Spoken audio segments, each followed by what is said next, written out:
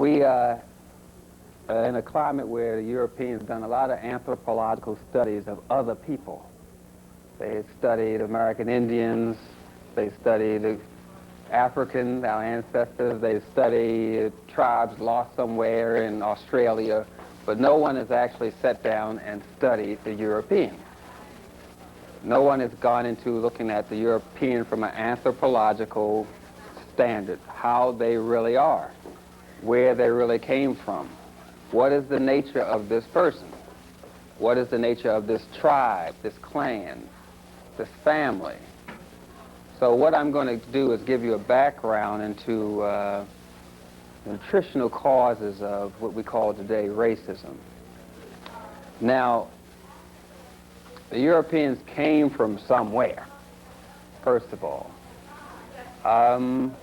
They claim they walked from Asia all the way up to Europe, and they established their civilization in Europe. They took a 4,000-mile walk from Asia up to Europe. That is their claim. And they claim their race is from 3 Sanskrit words. That is their claim.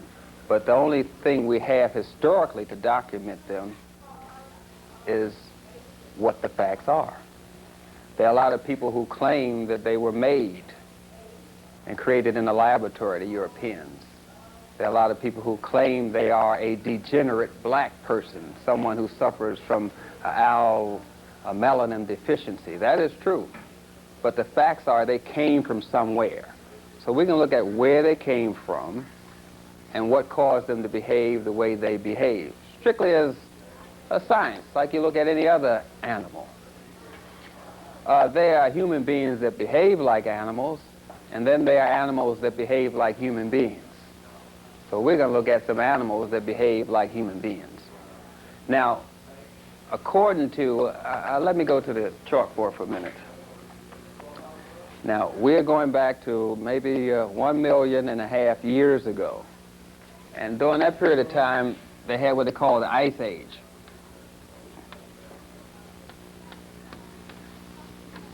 And that was about from 1.5 million years ago. May I have your attention, please? Workshop Center, currently going on. I'll let him pause there. Dealing with abusive relationships, room 102.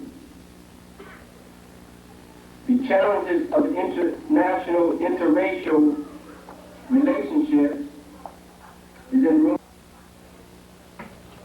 Yes, so we know that the Ice Age started, the most recent one started 1.5 million years ago, and it just stopped about 10,000 years ago. That's when it stopped 10,000 years ago. And the ice receded about 5,000 years ago.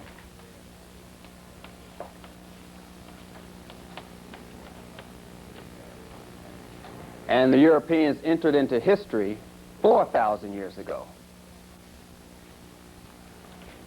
This is when they first recorded this race called the Europeans 4,000 years ago. That was recorded on a pallet, on a mace head in Africa when they first met the Europeans. That's 4,000 years ago. So this is when they entered history. And of course, they entered history violently. And we say they were violent people. Well, they came from the Ice Age. Now, we're in Europe. We're around France, Germany, Sweden, the Slavic countries. Those areas are known as glaciated. Glaciated soil, when the ice melts, the ice floods the area, and when it floods, it washes away all the vital nutrients. This is what happened. So I'm going to just outline some of them and go over some of them that were washed away from the soil. Selenium.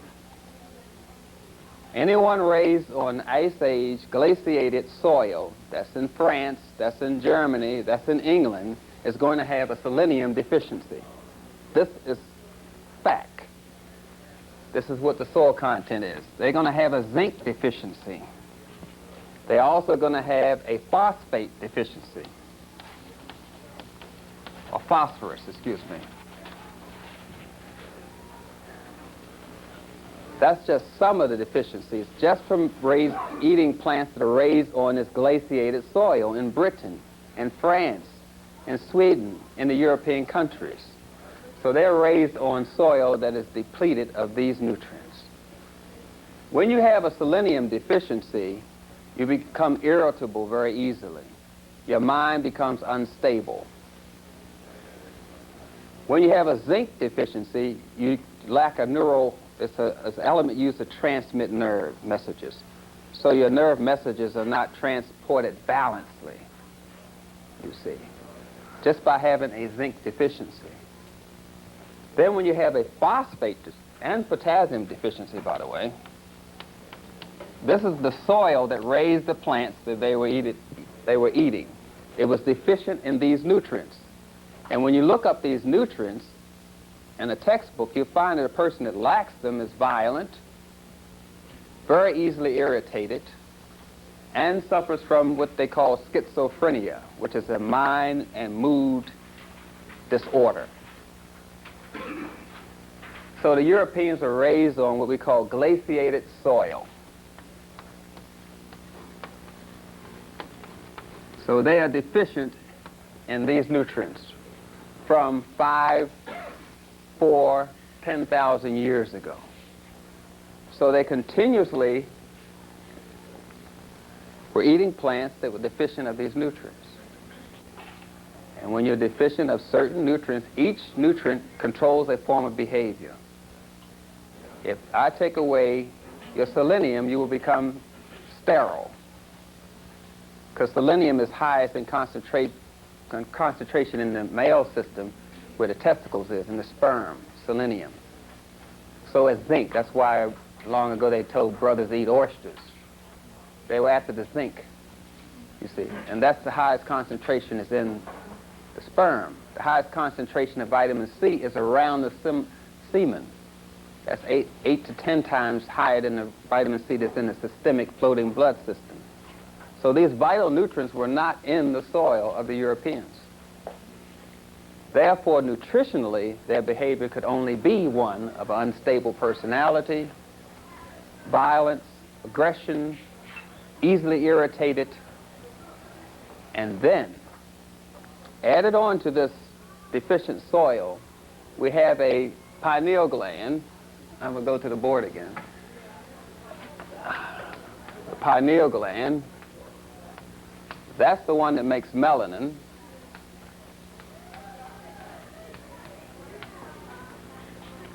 And when you're deficient, their pineal gland is 60 to 80% non-functional, whereas African people have 100% functional pineal gland.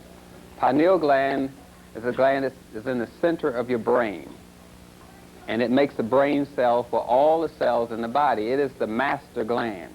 Without it, nothing happens. Nothing. All they tell us is that the pineal gland makes black. But they do not tell you that without the pineal gland, there's no nucleus to any cell in your body. If your pineal gland is very active and stimulated, you can make yourself darker. The Europeans have used experiments where they put themselves in a glass bubble and just stimulated the pineal gland. Without the sun, it became darker, because they stimulated the pineal gland to make the melanocyte stimulating hormone. So they are deficient in melanin, you see. And without the melanin, you have no balance. You lack spirituality, you see. So we have three major things. We have the melanin deficiency. This is anatomically. I'm not going into social science. We all know about prejudice and all that sort of thing, but we tend to not look at the animal that behaves like a human being. So we have the mineral deficiency, the selenium, the zinc, the phosphorus, potassium, and we have the melanin deficiency. All of this is coming out of the Ice Age, where the soil was depleted of these nutrients. So we have a melanin deficiency. When you have a melanin deficiency, you have something that's called obsessive compulsive behavior.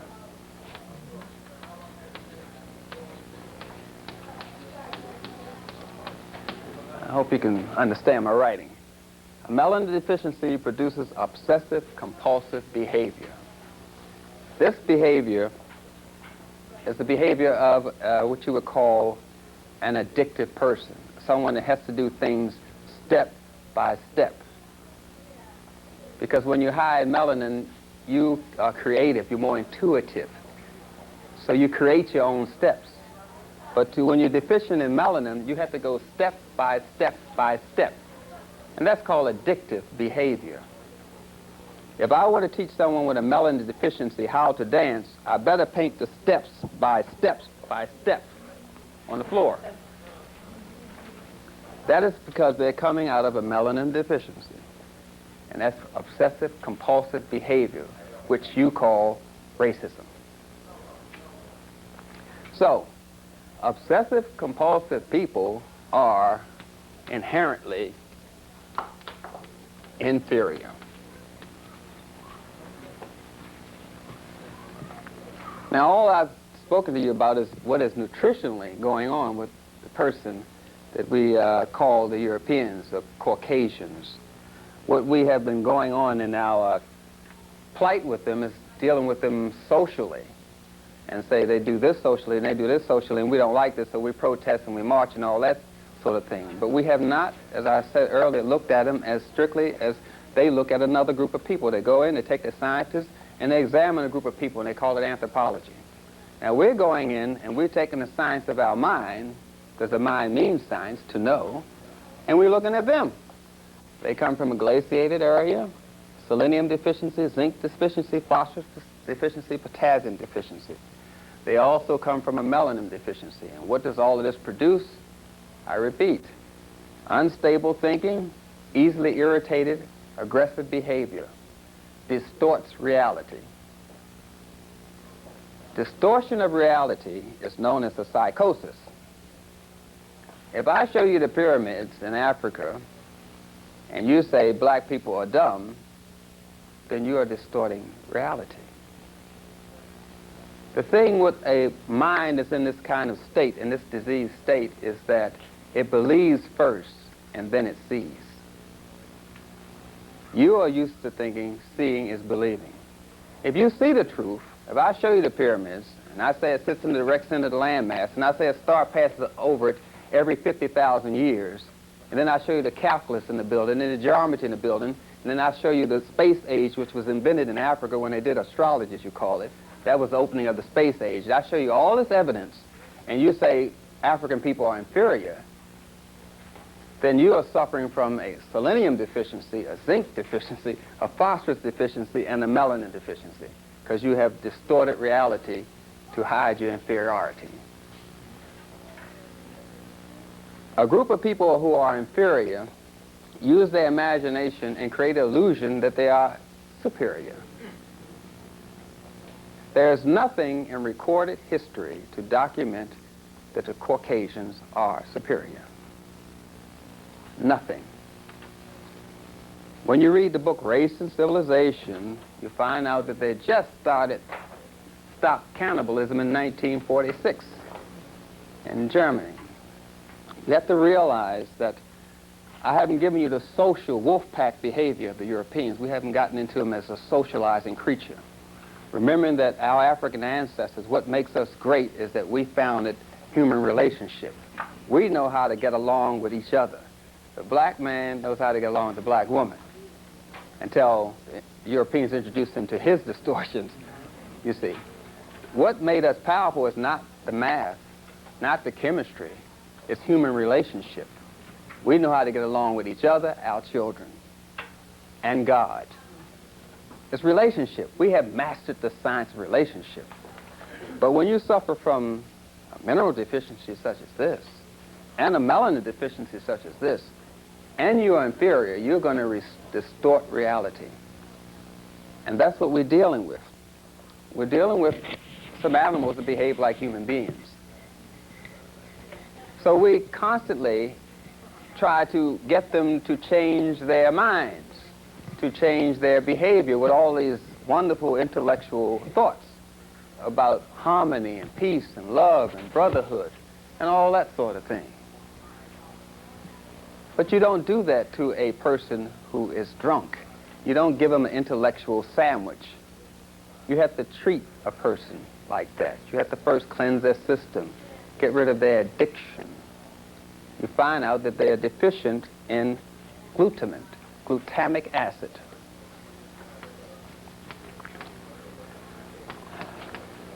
They have a glutamic acid deficiency. This feeds the brain, glutamic acid. I don't want to clutter the board too much, although I do need an eraser.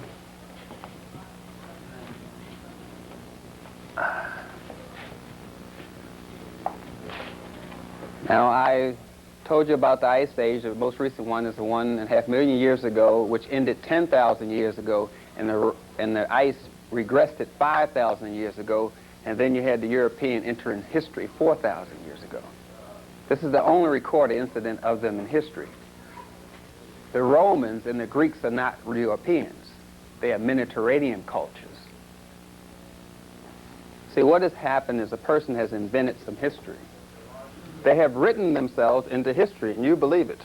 They are not from the Roman Empire. They are not from Greece. They never were a part of it at all. Now, the ice regressed. I'm trying to give you the social climate. Now, when these icebergs are moving, they sound like lightning. They like bolts, and they rock the whole earth. And it's like an earthquake all the time. You walk down the street and the street opens up and swallows you. You see, this is the Ice Age. This is the kind of social environment they were in. Understand me? Now, with all that going on, you have human traps. Now, I know you think that the Europeans are buying us as slaves to work the land, but some of us were sold just for delicacies. Some of us were eaten. They have human traps. They have traps for how to capture children. They have human broths, how to bake a child. These are in their recipe books. Race and Civilization is the name of the book, and if you want to know how the Europeans really behave, you read a book called Dirty. Dirt. That's what it's called. Race and Civilization is one book, and the other book is Dirt. That's the title. I can't think of the authors right now. But the behavior is what we're talking about. And when you have this atmosphere where the earth is shaking and rolling under your feet, it can produce a lot of fear in you. And then there's a food supply, because the land is frozen and the water is frozen. So you have a shortage of food. So you're going from starvation to overeating. Starvation to overeating, which we call binging or bulimia. And when you meet people, you transmit the same illness to them. And so you got black people that overeat, and they go on to die, which is starvation, and they overeat, and they go on to die. So we're just copying their behavior. See, they don't have to teach us confusion. They are confusion. You see? Nonetheless, we have all this going on, and then we have something that closely resembles their social condition. And the social condition is that of what we call a wolf pack. This wolf pack behavior, in that when a wolf captures its prey, they are together killing the carcass, and then once the carcass is killed, then they start fighting amongst each other. And that's what they always do. Their wolf packs today are called alliances. North American Treaty Alliance, United Nations. These are alliances that they form to attack a caucus, or be that Africa, Somalia, Ethiopia. And once they have attacked it, then they fight amongst each other. This is wolf pack behavior. And the wolf always resort to juvenile behavior after it captures its prey. It becomes very childish and licks each other and cuddles up and does these very childish behaviors. And sure enough, after they capture their prey, be it Africa, African people in prison, or sexually, however they want to capture us, or capture us through peace, or capture us through war. Any tool that they use is to rule and control you. It doesn't matter what the tool is. The tool can be a war. The tool can be peace. The tool can be religion. Any device they use is going to be used to rule and control you. If they give you money, they use money to rule and control you. 90% of all the millionaires, black millionaires, invest in white people, in their businesses, excuse me. So money is just used. You say, all this money black people make. Yes, but they gave it to you, so whoever gave it to you for their benefit. So what they gave you is to rule and control you. So you fight to vote. Now that you vote, and they use voting to rule and control you. Then you fight to get in the classroom. And what do they do? The miseducation of the Negro. Do I have to go into that? They use education to rule and control. Attention, please. Workshop, boys and men. Oh, thank you, thank you. Yes, so what we have is the wolf pack behavior. Now, I'm going over a lot of large concepts very fast, I know that. So, but I'm trying to say is they wolf pack. That's why they come together and have sex, which we call orgies. See, they always come together for these activities. They come together and burn a Negro at the stake, and you called it the Ku Klux Klan. Then the meeting's over, then they fight each other at work and doing this same little childish behavior. Or if they have a celebration, they use alcohol, and then they start acting silly. And then you wonder why they're acting silly, because they were always silly. But the thing is, I'm just trying to identify some of the things so you can start looking at an animal that's behaving like a human being. Because to be human doesn't mean you have 2 legs and 2 arms. Human is a way of behavior. That's why our ancestors said, when you finish what we call the rites of passage, which is a German term for a course of academic study. We're academicians. We teach. We learn. But the German invented this term rites of passage to kind of throw you off. Like they invented the term naturopathy, which is my field, naturopathic medicine, to throw you off. They are not going to call it African hygienic health. They are not going to call anything of ours African and let us know. So they invent another term. Remember, they're coming from the Ice Age, 5,000 years ago. Here you are, African man and woman, averaging 200 to 300 years of age. They're living to be 30 years of age. You have the equivalent of a PhD at 12 years old. That's your level of intelligence in Africa. What you're fighting to get to, a 12-year-old kid already has. So here you come with all this intelligence and this vast vocabulary, because remember, they're coming out of the Ice Age, so they didn't have indoor plumbing like our ancestors had, or glass windows, remember this. So we had a whole vocabulary of words. They didn't know what we were talking about. And you're trying to pick out some words to communicate to them. So there is no connection between what you are saying at all. None whatsoever. It's similar to you. You don't know anything about, say, if I start talking about the neurohormonal connections and all that, and I'm talking biochemistry, and you walk into class and I'm giving this biochemical lecture, you say, well, this is a mystery to me. So when they walk into an African college or university, they say, this is a mystery system. This is all a mystery to me. So they name our system a mystery system, because it is a mystery to them. Excuse me. Nonetheless, this is the condition that they were in when they came into Africa. A mineral deficiency from the glaciated soil. The plants raised on that soil lacked the nutrients. And then they had a melanin deficiency from a calcified pineal gland. So they had these 2 biological things working toward their degree of insanity.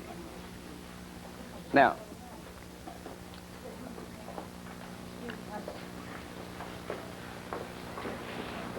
we find that everyone has the same illness. If all of you are Europeans, all of you have the same illness, because all of us are raised on the same soil, mind you.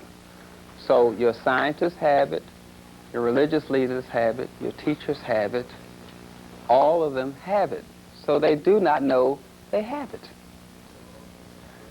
Look, when our ancestors were trying to teach them about religion, about God, they did 3 things to this concept, this idea, this philosophy, which we never called a religion. All Oriental cultures call it a philosophy. The Europeans organize a group, a man in top of it, in charge of it, and they call it religion. That's altogether different from what we had as religion. So they organize their religions to inferiorize the woman, put her down, justify slavery. That's two things that their religions are going to do. Inferiorize the woman, justify slavery. That's two things, remember. And anything that refers to African religion is going to be called pagan. You go into the European version of the Muhammad or Islamic religion, it inferiorizes woman, it justifies slavery, and it calls anything African pagan. You go into the European version of Christianity, women are counted with cattle and all that sort of thing. It inferiorizes woman, justifies slavery, call anything that deals with African religion pagan. It does these things, all of them, all the major European religions, Islam, Christianity, and Judaism. All of those are European religions. Anything that the European uses to reinforce their position. So as I mentioned before, if they give you religion, it's to rule and control you. If I give you the right to vote, it's to rule and control you. If I give you money, it's to rule and control you. All of these things are done to rule and control us. Now, when our ancestors were architecting and putting together our culture, they did not look over their shoulder at what the Europeans are doing. And we need not look over our shoulder at what the Europeans are doing. We don't need that to grow and develop and learn. Because as long as we look over our shoulder at them, we are always attached to them. So, traditionally, if I go in and I talk about health and nutrition, people say, well, where's your documentation? Or what are your credentials? Oh, you mean what plantation I was raised on? Why don't you just come out and say it?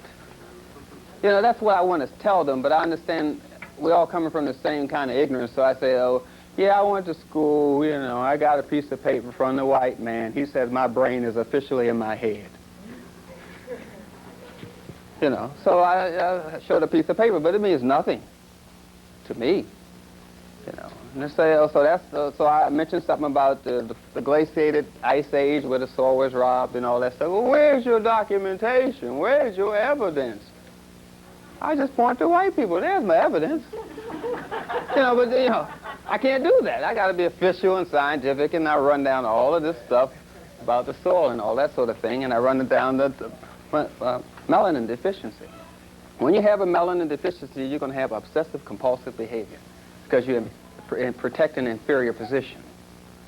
When you just arrived on the scene of civilization 4,000 years ago and you arrived violently coming into Africa and Catfish had to throw you out, which I'm using his nickname, Memphis. The city of Memphis named that Menace. Yeah, right. Okay, Menace. I had to go through all that. He threw them out and united Upper and Lower Nile. See, so when they entered history, it was violently. Now we have all of these tools that are used to control and ruin us, and then we also have romance that is used to control and ruin us. And then you look up the word Rome, and you see it comes from Urim, and Urim comes from Rim, and Rim means the Nile. And Nile means the laws of the great truth, the laws of the female and male attributes of God. That's why God was always called Mother, Father God in our culture, because we could not conceive of a man being balanced by himself. So we call God Mother, Father God, you see. So the whole concept of romance is African, but they took it and used it to control and ruin us. The first epic on romance is the epic about Ata, the romance of Ata, an African brother. Because romance is conceived as I meet a woman, and the woman meets me, boy meets girl, that kind of thing. And you go into this yin-yang symbolism of man and woman, which the Europeans also took. It goes like this. yin-yang. The yin-yang is the male and female together, you see. And they just took out this part and left the other part because that's connected to Africa. Just as they took the number 5 and took out the ankh that was on top of it and just left this part. Because if you leave that in, it connects to Africa. So they took all these out. It's a thing about the words you get. If you ever looked at the old Bibles, you see these words, all these decorations around them. That is the holistic meaning of the letter. That word is a story in itself. So you won't find all of these. I'm digressing here. I don't like to do that to you. And you find all these curly cues around words in the old Bibles. That's the holistic meaning that our ancestors put on the words. So the Europeans could not deal with all of that, so they just left it that way.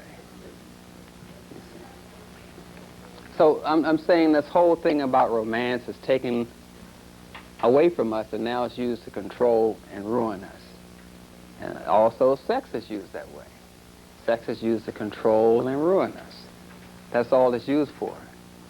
There's no other purpose for it. It is one of the highest grossing things in this country. Sex is used to make money. And anything that's used to make money, the white people are not going to let you have. But nonetheless, we're getting into this mineral deficiency, and we're trying to be very scientific about it. Now, when you have a melanin deficiency, what melanin does is it controls the rate in which your bones grow, the calcium and magnesium ratios. It controls bone growth. So African people have a higher density in their bones than Europeans. Our muscles are darker and has a lesser salt content. Our muscles are lighter, excuse me, so we have fast twitch muscles which responds to stimulus faster. Now, I've given you that the bones are different. I've given you that the muscles are different. Our blood is different. You see, we have a lesser amount of white blood cells.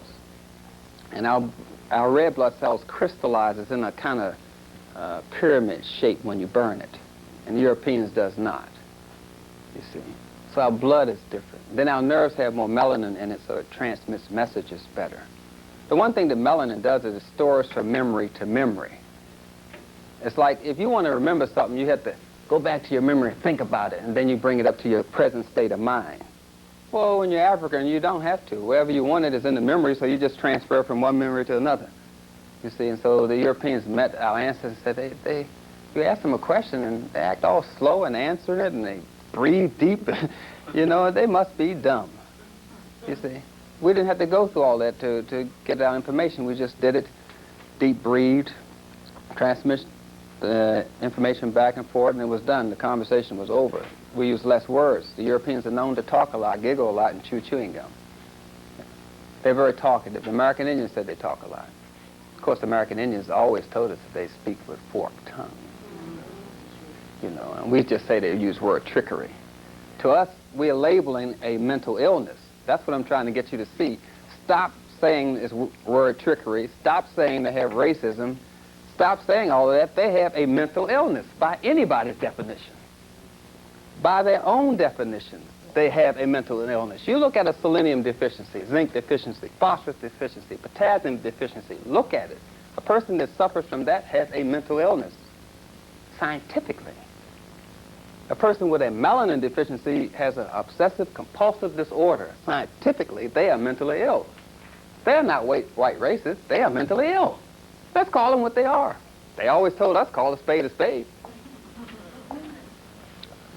So, but I'm very tactful when I talk to them because I realize the nature of the animal that I'm dealing with. Because once you upset them, they become violent. They become very violent. Yes. They'll attack you with their pink slips, fire you. They become very violent. We have black people today who are following the Europeans and their diet, and so we're beginning to get selenium deficiency, zinc deficiency, and our pineal gland is becoming underactive. And we're not producing enough melanin because we're eating their diet. That is the problem. We're eating their diet, and their diet has produced nutritionally their illness.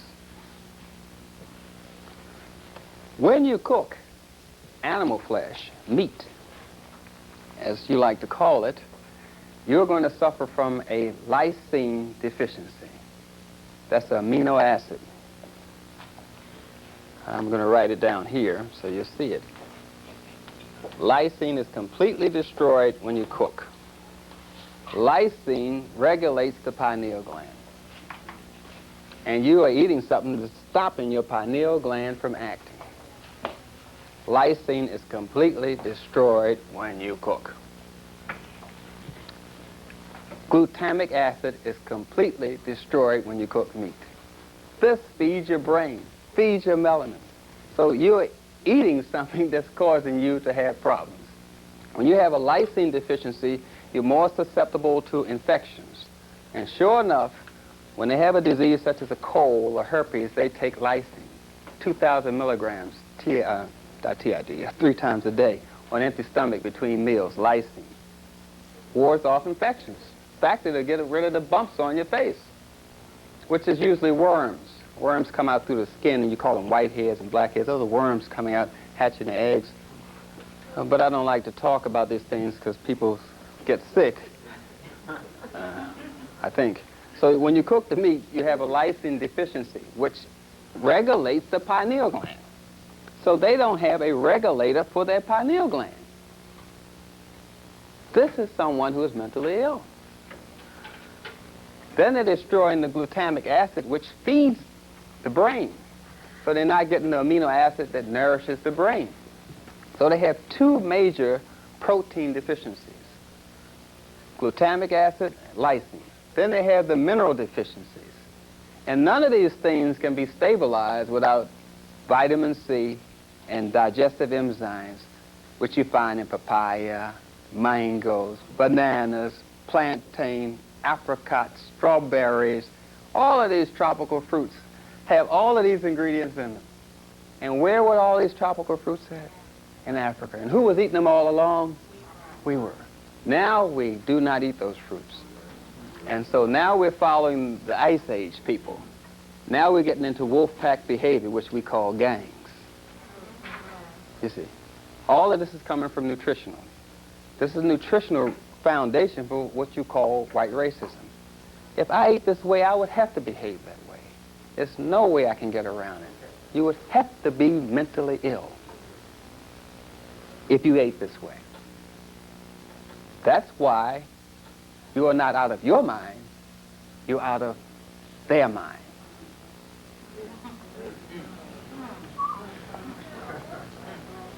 That's why your ancestors said, boy, you ain't in your right mind. That's why I would say, when you don't achieve your adulthood, when you become an adult, you count in the village, in the community. You count. So when they got upset with you, say, boy, you no count. You are no count.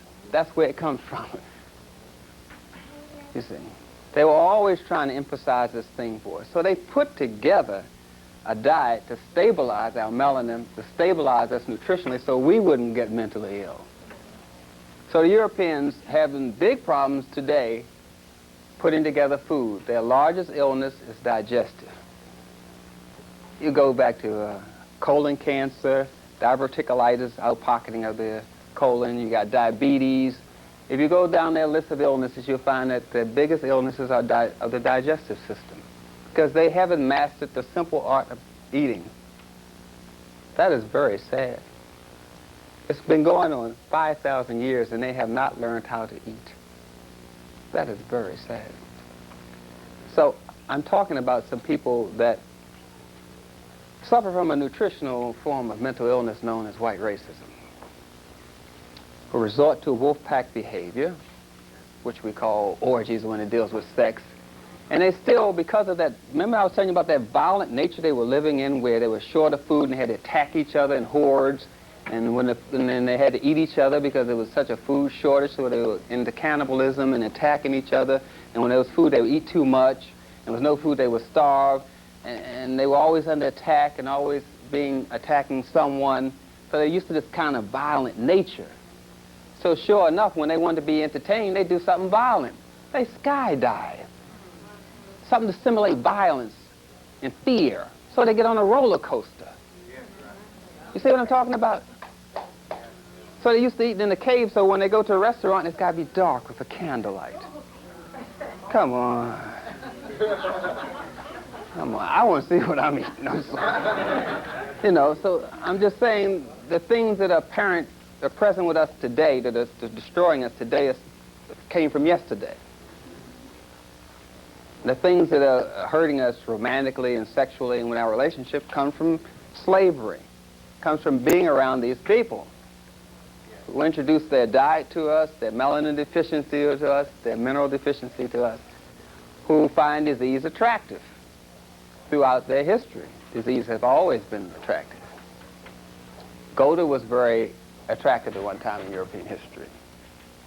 It was very attractive to have a carbon deposit on your face, what you call a mole, and white women used to paint them on their face because they considered that to be attractive.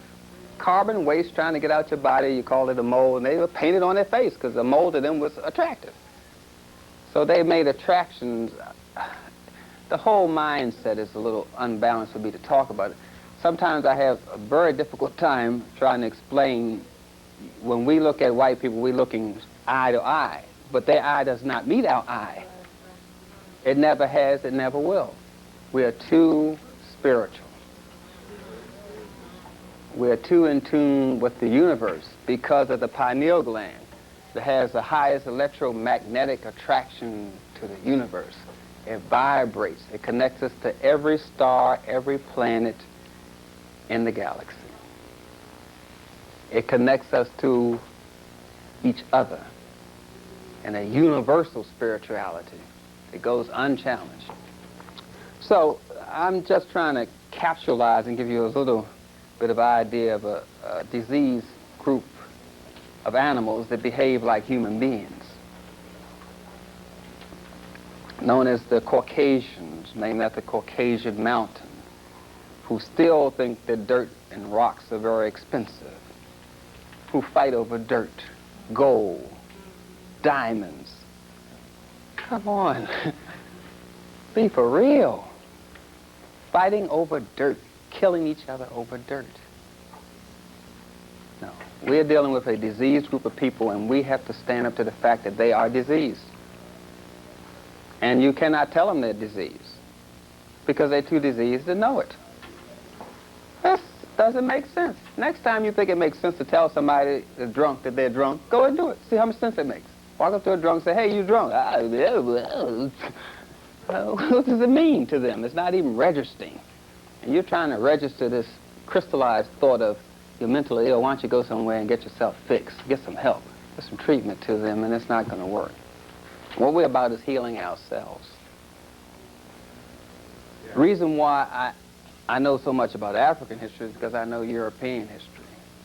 You have to know your enemy. You see, you have to know their wolf pack behavior, know that they come from a mineral deficiency, know that they have a lysine deficiency from amino acids and a glutamic acid deficiency. Know that when you have a deficient pineal gland, a deficient amount of melanin, you're going to have obsessive compulsive behavior because you're hiding inferiority complex. You are inferior.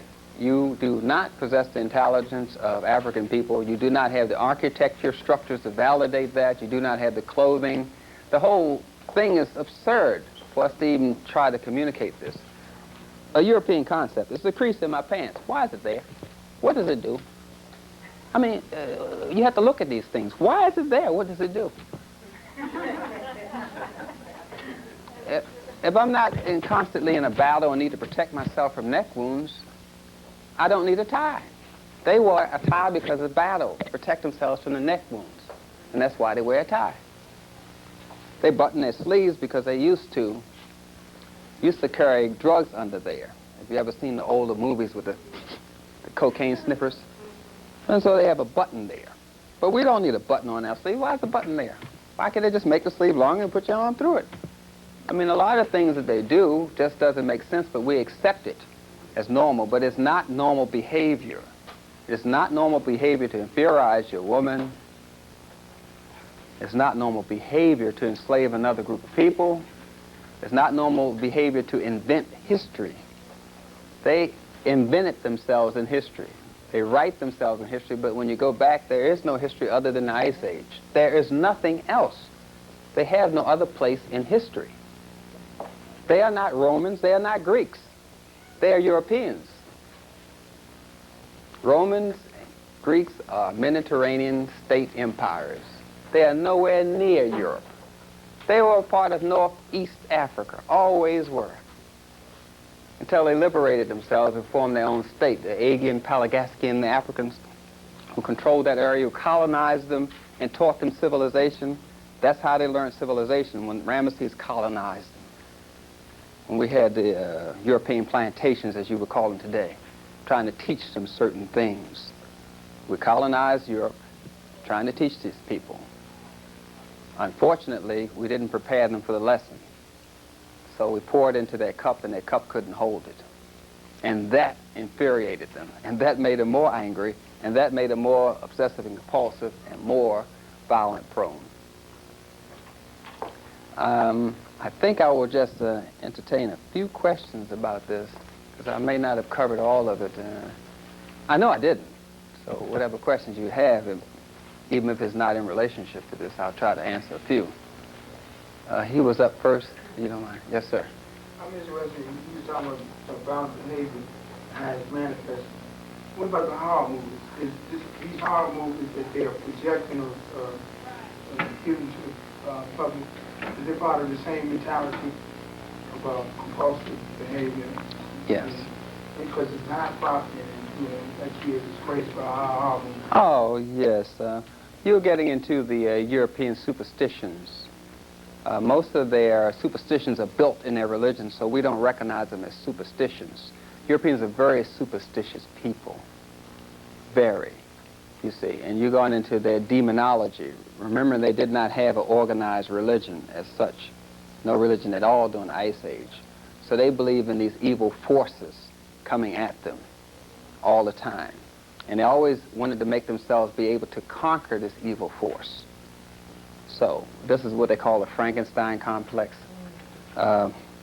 where black people will go to see a horror film, and we're afraid of Frankenstein, but you should be afraid of Dr. Frankenstein. You see? So what I'm going back, I got the horror movies, now I'm going back to Dr. Frankenstein. It's a demonology kind of worship that they inherently have. Everything they do mostly is 90% superstitions, which is flowered with a whole lot of intellectual concepts and all this sort of thing. You know, a superstition like alcohol, which is an evil spirit, believed to chase away another spirit. This is a superstitious belief.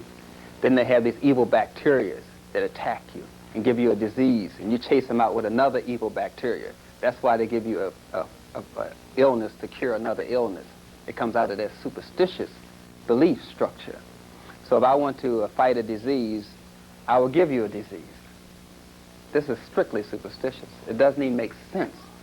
You are worried about catching, I don't know, smallpox, so I put smallpox pus into your arm, call it a vaccination, say, hey, see, now I put an evil spirit in your arm to fight off these other evil spirits. You say, well, if you want me to fight off smallpox, why don't you just give me a mango or a papaya and make me more healthy? Don't make me sick. So, but this comes out of their superstitious organization of their society, because they don't have that much. You're coming from such a large foundation, I know you don't even conceive of what I'm talking about. I'm trying to break you down below Sesame Street to run down this European kind of thing. You see, that's all superstition. So. She's not going to answer what you were speaking. In what relationship could you tell me as far as the Dogon people, as far as that thing of spirituality and the concept? Oh, okay. That's, well, let me go back. Okay. This thing called a Morse code comes from the drum, the language of the drum. And after they got the code of the drum, they outlawed the drum, and they came out with the Morse code. Okay? So the language is a rhythm-based thing. We're not talking in a rhythm form. This is a special announcement, brothers and sisters.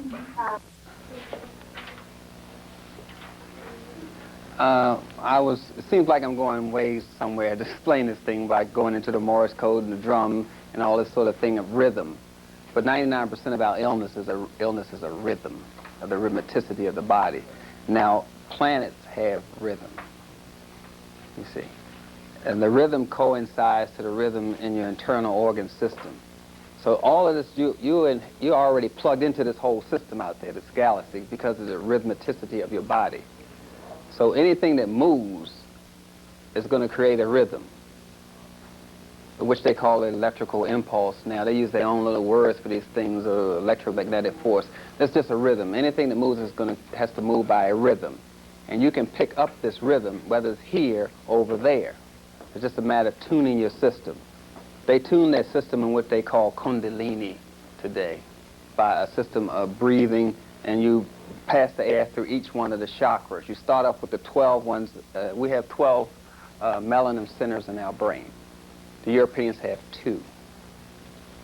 You follow me? So you're asking me a question from a 12 melanin center, and I'm have to go through a 2 melanin center language to answer you. So it gets kind of awkward. So anyway, so you got these 12 melanin centers, you have these 12 cranial nerves, you have all these wonderful things going on, and so you can feel rhythm, whether it's right there or over there, because everything is rhythm to us. And rhythm is another word for reem, and reem is another word for Rome, Rome is another word for romance, romance is another word for now, now is another word for Osiris, Osiris is another word for the laws of the great truth. Because Osiris went around allegedly putting the world in order. And while he was away, a man took care of educating his son called Amento, and you call him a mentor, that kind of thing. So we go into all of this to explain this rhythm. We have the stories, then we write the stories on our clothes. So the language was just, it was nothing for you to communicate to the sun, because the pineal gland is solar. It's solar. So you're already space age when you were born. You see, when you're born. And the space age is, your connection with the rhythm of the planet is reflected in the Europeans. They would say, there's a man in the moon. That's why they had this guy that looks like a piece of cheese.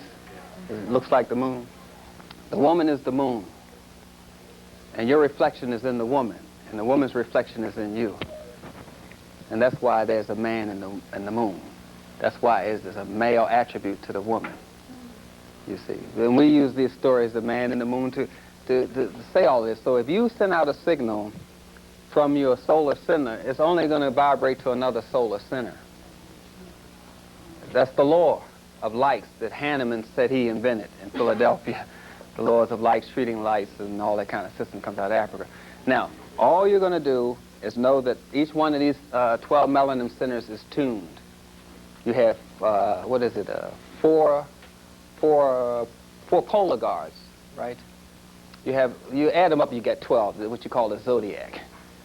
And just like you go into the 52 cards, 52 weeks in a year, 365 points to the deck, all these kind of solar or cosmic games that we call playing cards, had nothing to do with that. All these things were from day one you were introduced to. So you were connected to the whole universe, the whole dark star, and all of that out of the Dogon religion, as they call it, from day one. Even from a simple, what the Chinese learned from us, what they call checkers, what the Europeans call playing checkers, which has nothing to do with that at all. It has something to do with the 12 melanin centers in your brain, the 12 chakras, and it teaches you how to balance each one of them, having the male and female principles. One color checkers is the woman, the other is the man. And the game is to teach the harmony of the relationship move. Each time the piece moves, the other piece has to move counter, just like I'm walking. So it teaches you how to walk in harmony with the woman, you see. When the hormone level goes this way, you have to go that way. So a lady will just say something to you and say, that don't make sense, and you get all upset, say, why is she picking on me? You're in a relationship, and it seems like the lady may have said something and just exploded on you for some reason. And you say, well, what happened here? Well, that's because you were supposed to do that before she did that. So you didn't do that, so she had to do that, and the whole thing got out of balance. And it seems like it's something explosive when it was just supposed to have been an energy exchange. You see, but all this started with checkers and chess and the spiritual toys, what you call the rattle. it's a little thing that vibrates your melanin centers that they give a child to help stimulate the pineal gland. And they tune each one of these things that the Europeans call toys, and each one of them has a different color related to the colors of the glandular network related to each one of the chakras. So that the kid was given, as we call it, these toys, which were spiritual instruments, because they had to be raised as a spirit first to become a human being second. So we were raised in spirits. You see, sons of light. That's why you call a boy your son, a son of light. And so we were raising sons. And so we had to tune them a certain way, so you give them these certain instruments, which the Europeans call toys. So from day one, the whole world was a whole world to you. You understand? But the Europeans, when they were reaching around 20 years of age, say back to the 13th century, they still believed the world was flat. When they came to America, they still believed the world was flat. I'm trying to give you the level of intelligence we were dealing with when we came in contact with them during so-called slavery. Here's some people that believed the world was flat, still believe that there was such a thing as ghosts that will eat you up at the edge of the horizon. So they wouldn't venture past the horizon. When the sun went down, that left the edge of the earth, so that's like they wouldn't walk past New York, you know, because they knew the sun went down that way, so they would go down that way. So they wouldn't walk certain distances. All this was going on in their mentality, knowing that the Pilgrims had a syphilis breakout when they landed on Plymouth Rock. Knowing all of these things, their whole level of human behavior is just not nowhere what you think it was. They were still pulling out teeth to cure diseases during that time. They were still letting blood to cure diseases during that time. That's where the barber's pole comes from. They were still doing that to cure headaches.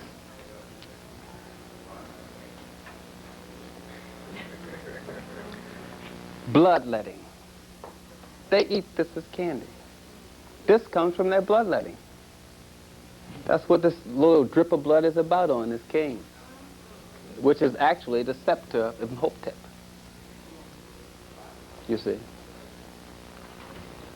I'm just saying, the level where they are and the level where you are and the questions you ask, and I haven't even attempted to ask. I'm just trying to bring you up to, you already have the answer.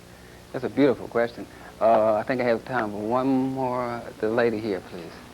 There's a disease out there. It's one white man and black women most of it. It's called lupus. Yes, it's very the highest amongst black women. It's wiping out the young black women. That's correct. And I would like to know the feedback on this, because it's taking those black women in the childbearing stage. You get I have lupus. You get women older stage. It's really wiping them out of young women. Mm-hmm. I'd like to know It's highest among black women than any other group in America. So, yeah, well, just going back from the beginning, sunshine. It may seem trivial, but that is very important to us. We got to have the sun. I'm saying this. I'm saying you got to have the sun. I understand allergic reactions, but that's the first thing. Now, just to give everyone kind of understand what we call allergy. Allergy is the body's failure to digest something. When the body fails to handle something, we call it an allergy. If your body fails to handle pollen, it's an allergy. It's a failure of the body to digest something. So if you want to cure someone from a pollen allergy, you feed them pollen. We actually give bee pollen to people with allergies. So this is where this allergic reaction comes from. If a person becomes toxic, say from, alcohol, and they become toxic and you give them some more alcohol, they're going to vomit. Their body's going to throw it out. And then you would say, he's allergic to alcohol. You see, because his body's rejecting it. The body is toxic, and it is maxed out. It says no more. Just like drinking a whole lot of water, you become toxic, and then you will die. So we have a toxic condition that no longer can handle anymore. So the tissue loses its ability to define what it does, and it does the wrong thing. It pendiculates or whatever. It grows, large in certain areas because the tissue has lost its identity. It's a certain substance that identifies what the tissue should do. And that tells this tissue to be muscles, that to be bone. So when we are into a European diet, second generation now, we're into an anti-melanin diet. The blood is too thick for the nutrients to recycle. So whatever the melanin puts out, it doesn't get it back. And if it doesn't get it back, it becomes immune deficient until it can no longer dictate to the cells, you do this, you do that. And lupus is that kind of condition. It's actually a melanin deficiency disorder. You have to stimulate this gland.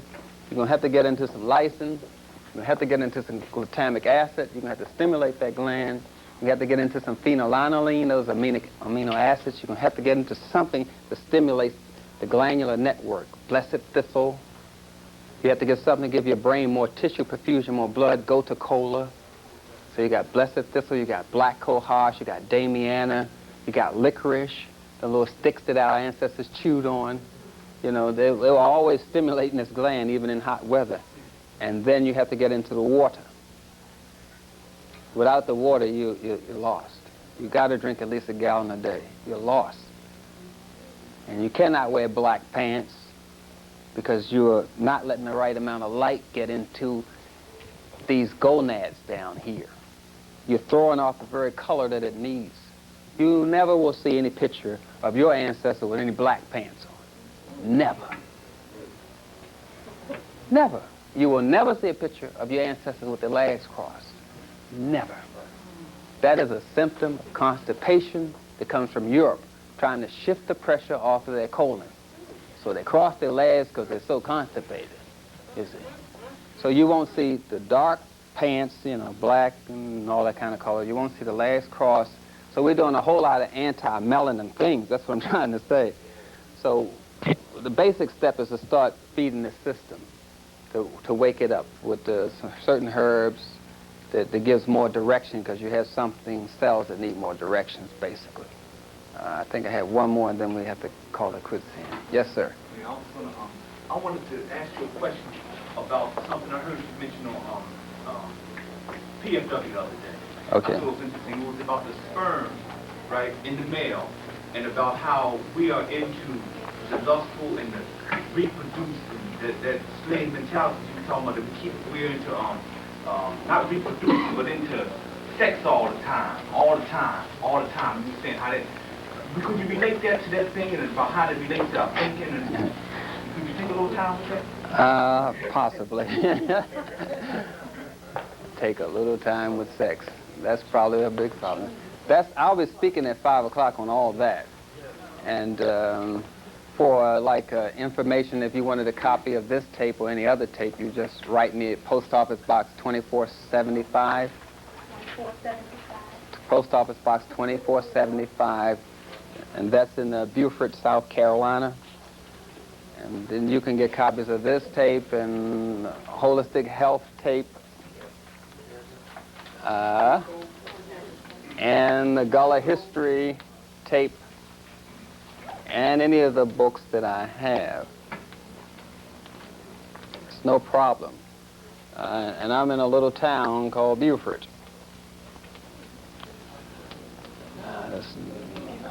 And that's in South Carolina.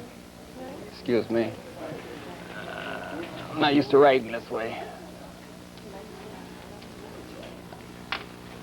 So, and then you can get copies of this tape or any other tape and any of the books. I have, these tapes will be ready probably by the end of this month. And the infants and adolescents and children's health book will be out in May. A&B is publishing that. And the book I did on Gullah African American history will be, the next edition will be out. I do have some now. And of course, African Holistic Health, which I'm revising, will be out again in May, which will be totally revised, a little more up to date. Remembering that I'm 47 now, and I wrote that information when I was 20, so I've gone someplace else altogether, and I'm trying to get as much information to you as I possibly can, because it really doesn't belong to me, and I really cringe when I hear a lot of things that are so terribly wrong that go on in this country is normal. But nonetheless, you can get copies of this tape and any other tape and the audios and the books by writing this address. I thank you all for participating. I will see you all again probably at 5 o'clock. Remember, he will be speaking, keynote speaker at 5 o'clock. Hey, Israel a big hand. He's been our resident musician today. Can't see y'all out there because all the lights and the microphone in my face. But I just want to thank you all again for coming to this first Black Love Day. And on this particular day, if you have not had a chance to read the front of your brochure, please make sure you do read it and read our Black Love Day proclamation. From this day henceforth, as God so wills, we have reclaimed this day as the official day for love in our community and have renamed it Black Love Day. And I think for that inspiration from the Creator, we need to give our Lord a big hand and a round of applause. Let's do that now.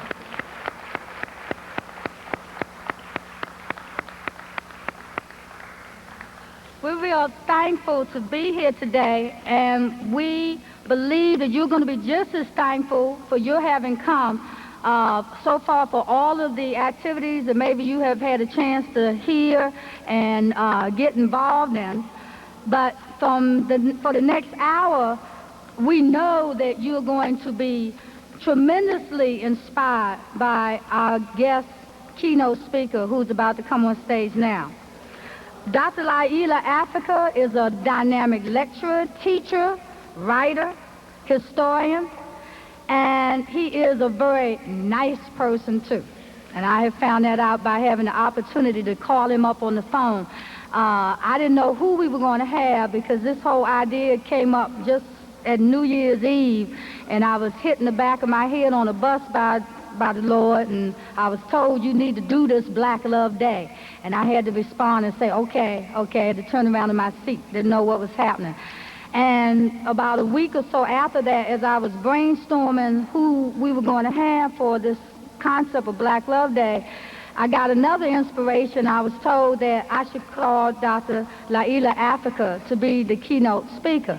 So I called him up over the phone in South Carolina, talked to his wife for about 45 minutes, and she and I just affirmed, and sisters just had a good time. And then when I got a chance to talk to him, it was the same brotherly and very honest, sincere kind of understanding. He said, yes, sister, I would like to come. Didn't know me, never heard of me, you know, that kind of thing.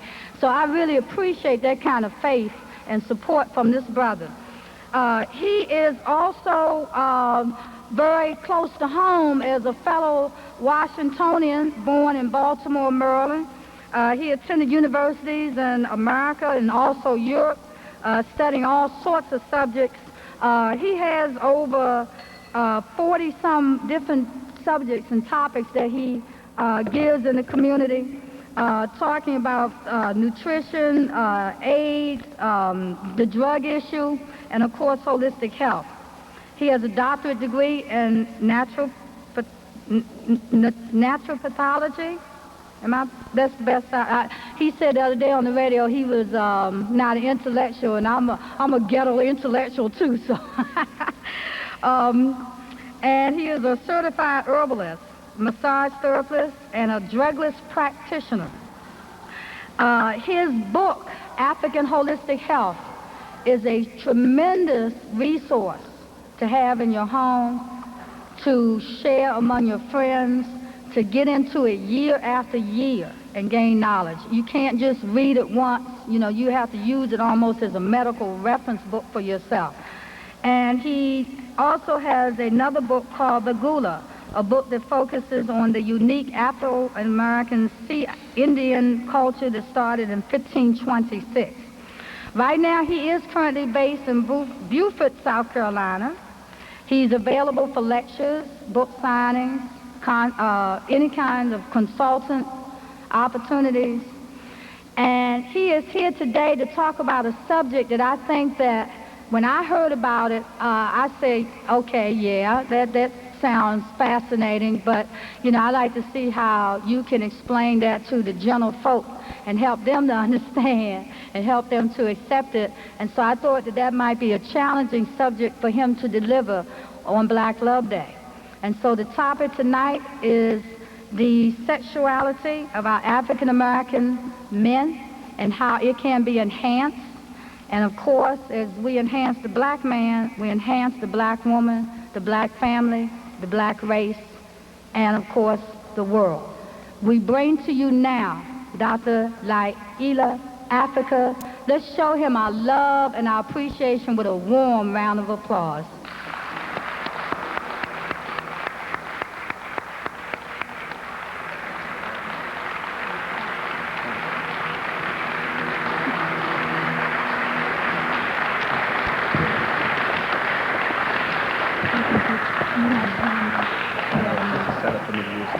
He already set it up.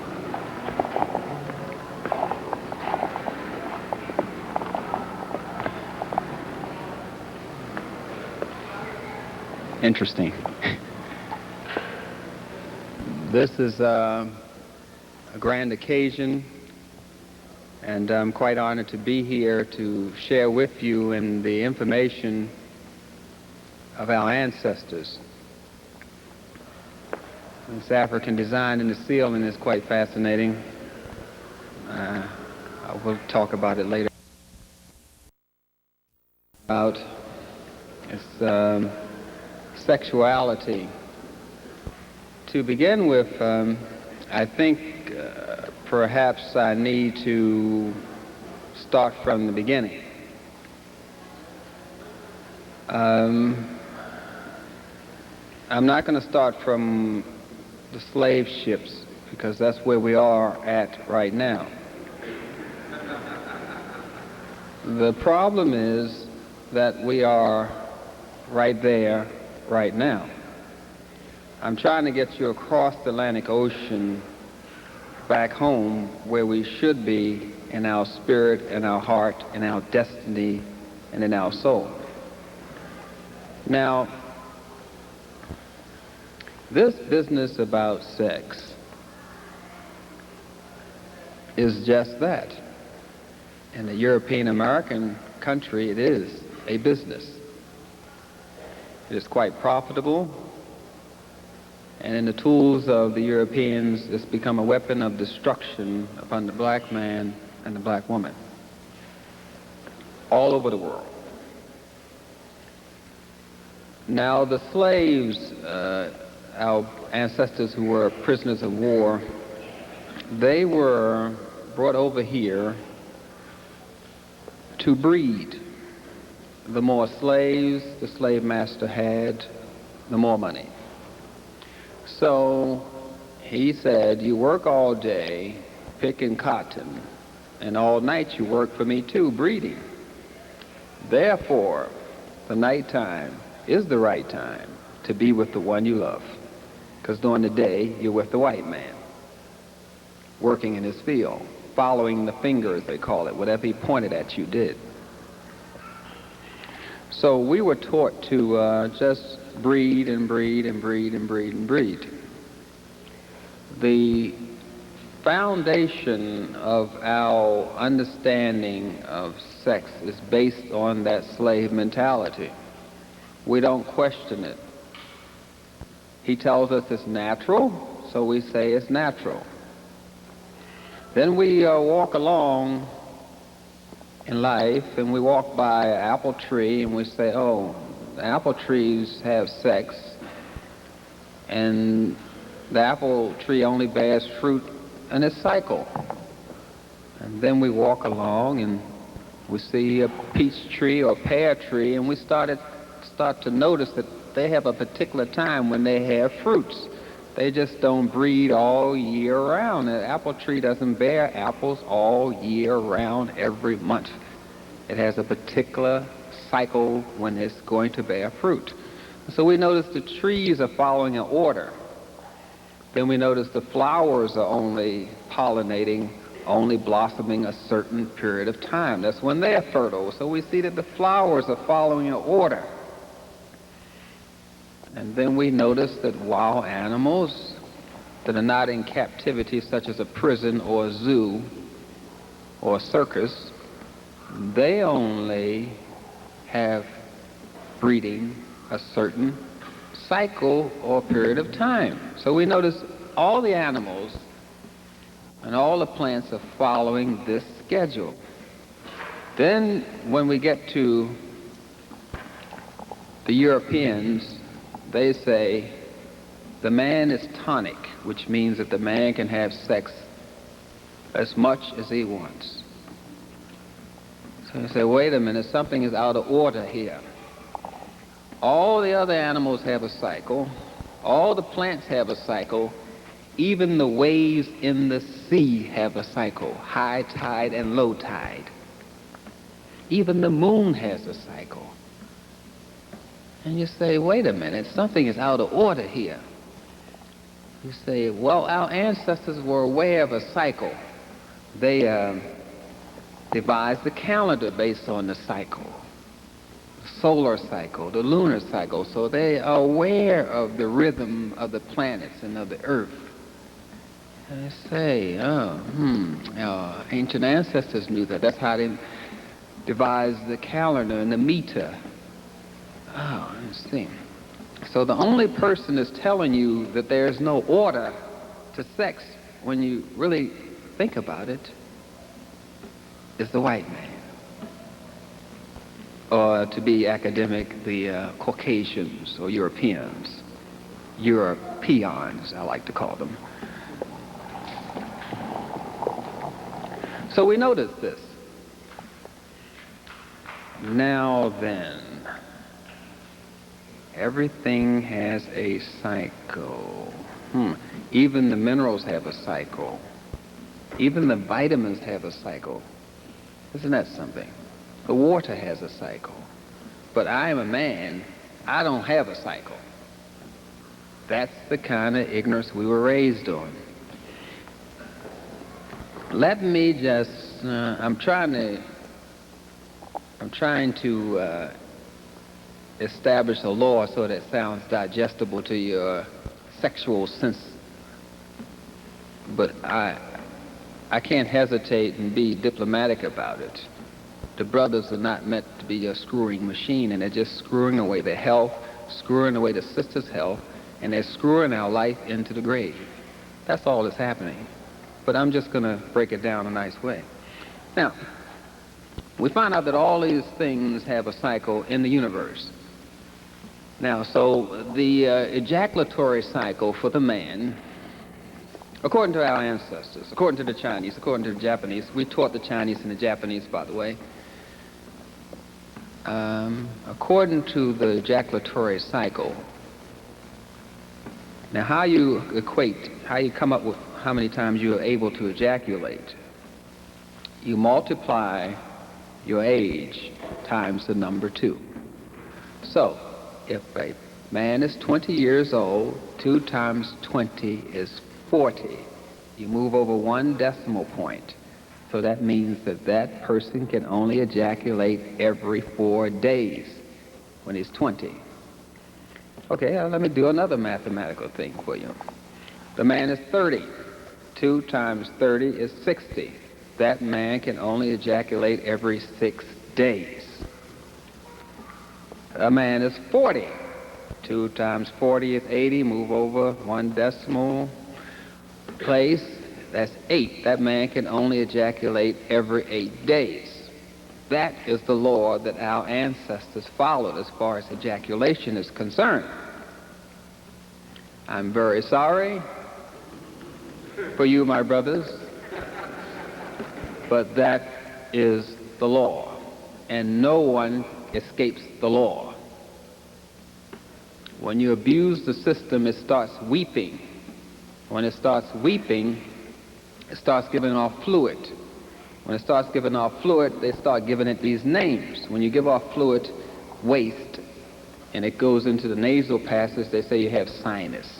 The same mucus waste comes out of the lungs, and they say you have a chest cold. It's the same fluid, it's just throwing off. So when the same fluid is given off in the genitals, you call it various names, syphilis and all that. That's what happens when the system is abused and it starts deteriorating. It starts crying. Like most things in nature that get hurt, it cries. It makes water. If you get hurt, you will cry. You make water. If you get burnt, you get a blister, it makes water. When things get hurt, it makes water. When you hurt the reproductive system, it makes water. I am very sorry. That's the law. Now we've figured out by the ancient laws what the ejaculatory cycle is for a man. Now let's go to the woe man, as the Europeans call her. The female has a menstruation cycle which is lunar. So during menstruation, that's 7 days out of the 28-day cycle that the woman is not available for sexual intercourse. So that only leaves basically 20 days that the lady can have sex. That's 20 days out of the 28 days of the cycle. We have the same man who is 20 years old. He can only ejaculate every 4 days. So let's divide 4 into 20. 4 into 20 goes 5 times. That man can only ejaculate 5 times in a month because the woman's only available for 20 days. Let's take a man that's 30. That's 6 days. Every 6 days he can ejaculate. We divide 6 into 20. That man can only ejaculate 3 times in that month. We take a man that's 40, he can only ejaculate every 8 days. That man can only ejaculate 2 times that month. That's the ejaculatory cycle. Now let me go back, since we're doing this math, and get all this math out of the way. No animal in nature has sexual intercourse while the lady is pregnant. So perhaps this man has conceived a child with his wife. She is pregnant. 1 year he's not having sex. In traditional cultures, the breastfeeding is on a solar cycle, which is every 3 years, 3 to 6 years. So while she is breastfeeding, no animal anywhere in nature, even a rat, even a pig, a cow, will have sexual intercourse with a woman while she's breastfeeding. Nursing, she like to call it. So the man is abstinent. He's not having sex for 1 year. She's pregnant for 3 years while she's breastfeeding. So he's not having sex for 4 years.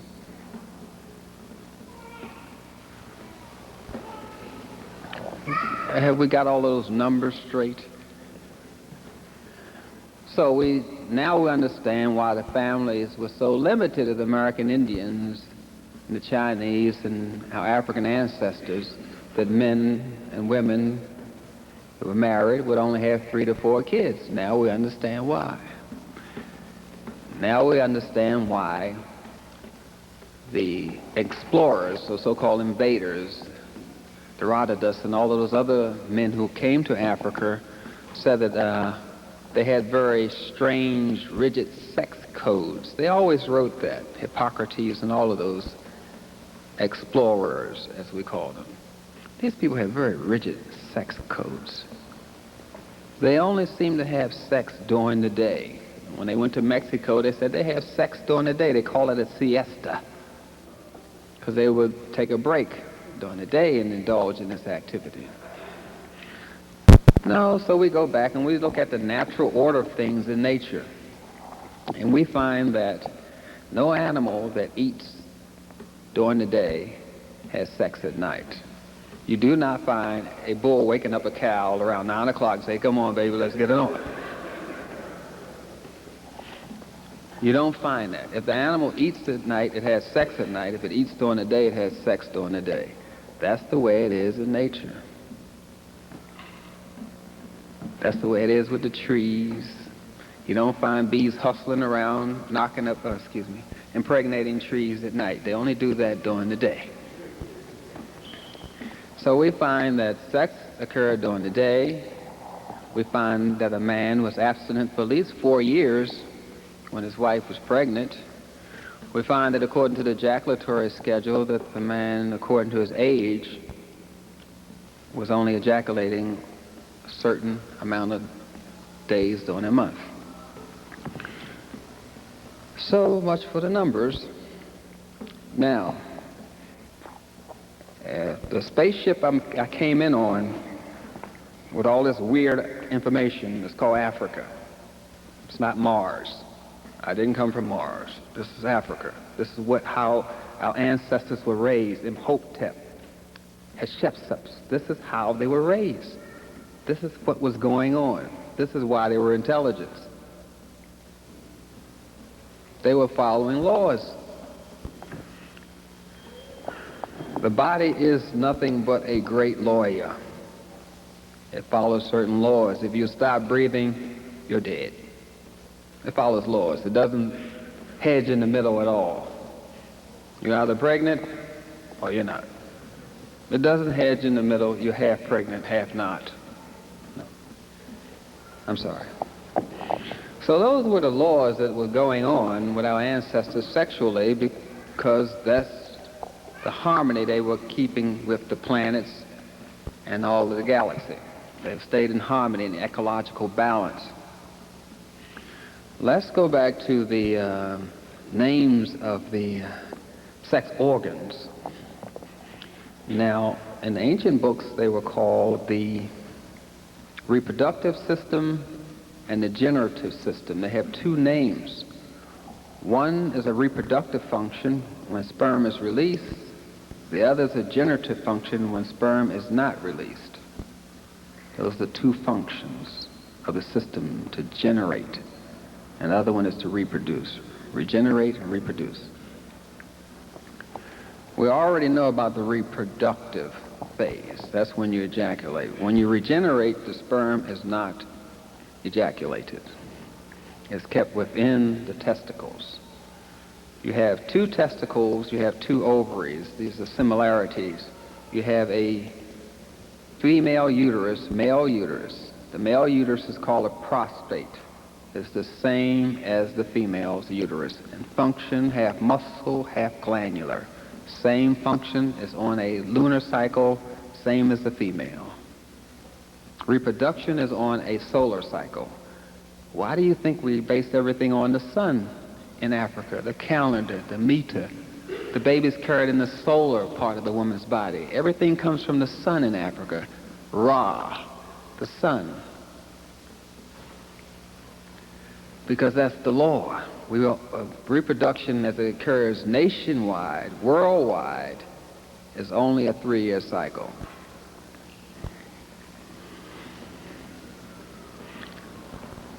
Now, the generative function of the reproductive organs, or the sex organs as you call them, go like this.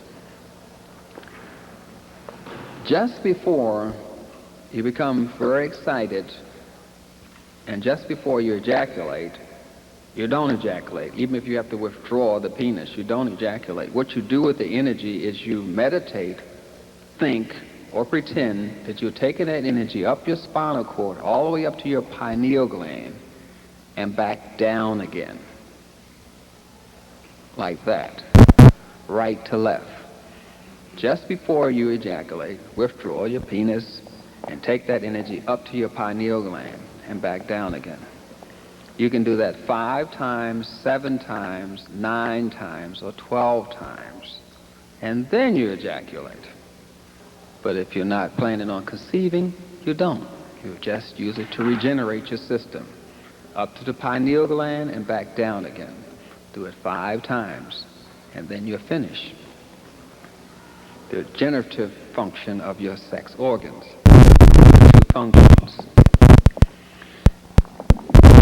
Now, the reason why we take the sperm, or spermium, or germanium, or German, or chi, or gi, or chakra, or whatever these names, these other primitive civilizations gave us that we use, the Chinese and the Japanese. We use all of those things, all their names. The reason why we go up the spine all the way up to the pineal gland is because of the laws. You have 12 melanin centers in your brain. The Europeans only have 2 melanin centers in their brain. Therefore, you can generate more energy with your brain because you have 12 electromagnetic melanated fields in your brain. Your brain is highly cyclical. And when you go up, as the Christians call it, Jacob's ladder, you're going up these steps, these degrees. And that's why you take the sperm up 5 times, 7 times, 8 times, 12 times, like that. Because you're taking it up each phase of your development. You have the ku ba ka ba ki, from Kui land, which means spirit, which you call Egypt or Africa, Kui land. So you have ka ba ku. Or as the Christians call it, the Trinity, the Father, Mother, and Holy Ghost.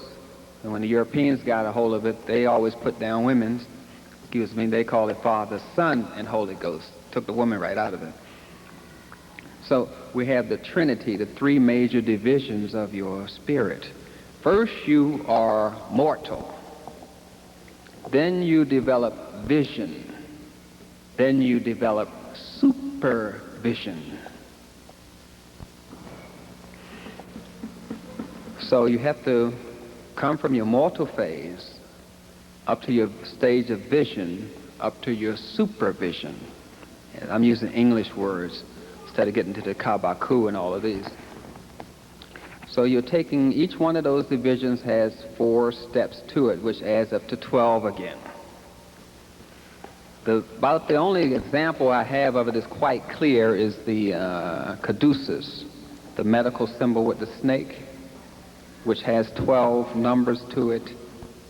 That is known as Jacob's ladder by the Christians, or the rites of passage, or whatever you want to call these cycles that represent the 12 melanin centers in your brain.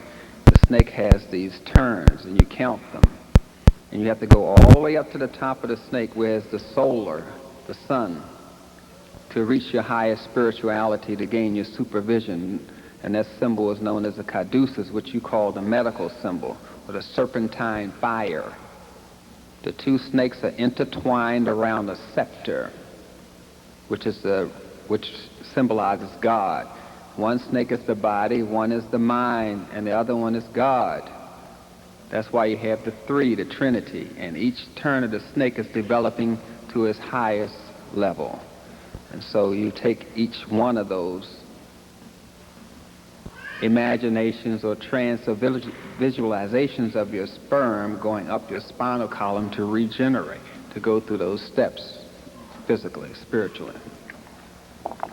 That's why they withdrew the penis to go through those steps, because of the spiritual content of the act. Because we believe that reproduction is spiritual. Europeans believe it's physical, because if it isn't something they can measure, touch, and see, they don't deal with it. We always associate reproduction with something spiritual. It's known as ancestral genes. These are the genes of our ancestors. We didn't make the genes. Those genes come from ancestors 10,000, 20,000, 100 years ago. That's what your sperm is. It's an ancestral pool of information. It doesn't belong to you.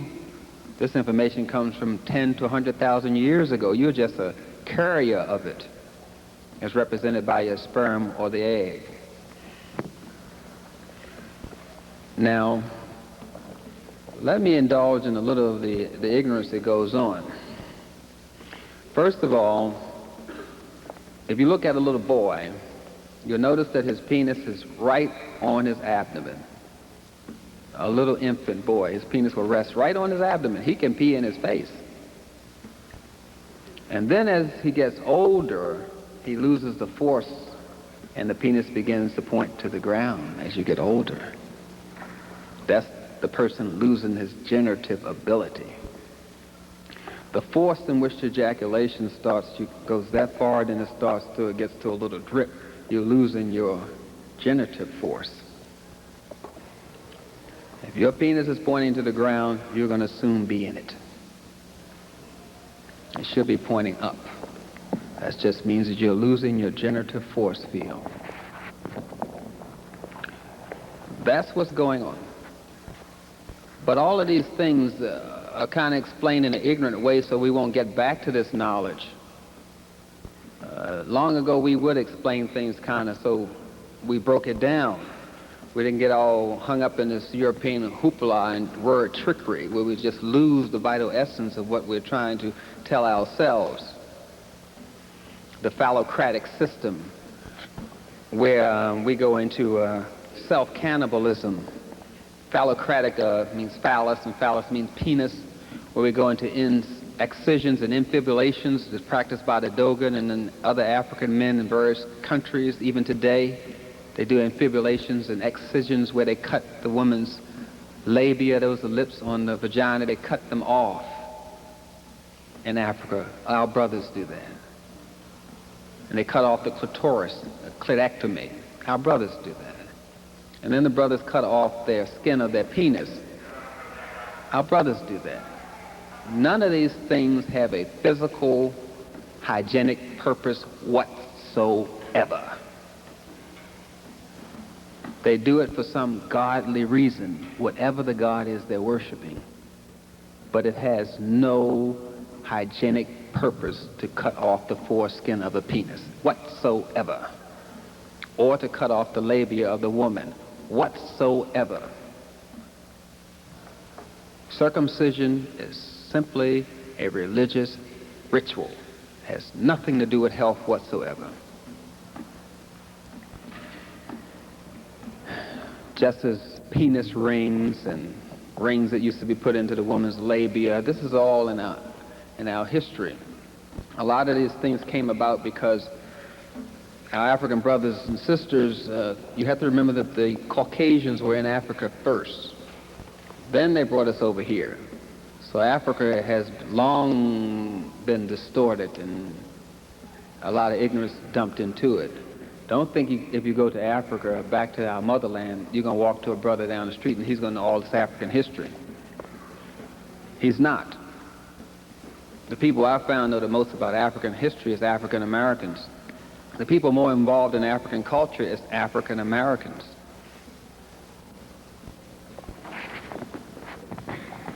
So we have to realize that a lot of things that we do come out of our reaction to slavery.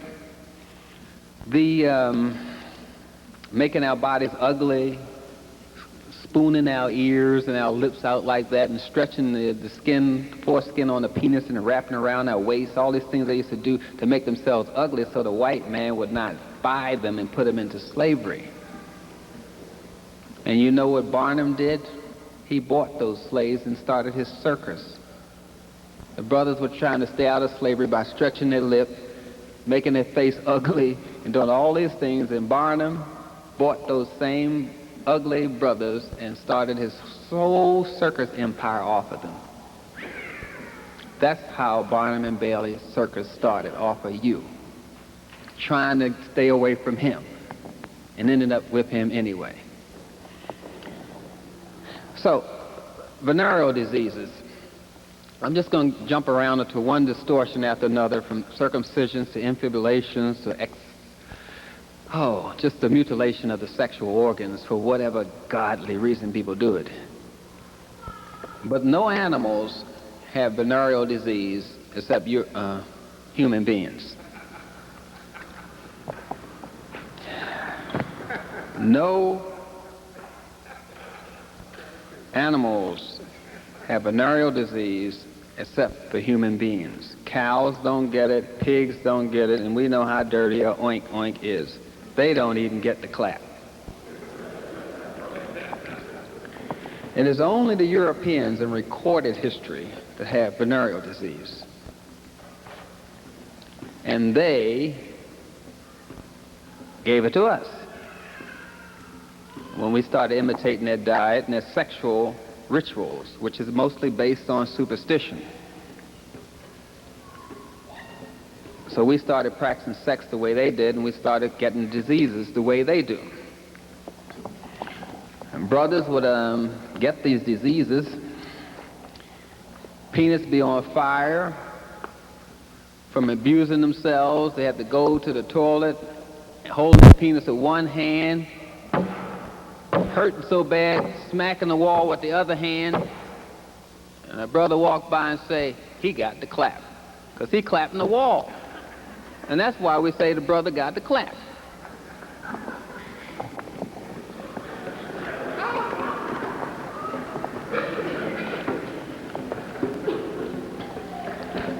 So when we start imitating the Europeans, we start imitating them with their diseases as well as their rituals, which are mostly based on superstitions. Now, we know that the cows and the pigs and the chickens and the canaries, they don't have VD. We know the Europeans have it. And we know that we have it because we're copying their mating rituals, which are usually based around the moon and usually have some sort of spirit involved.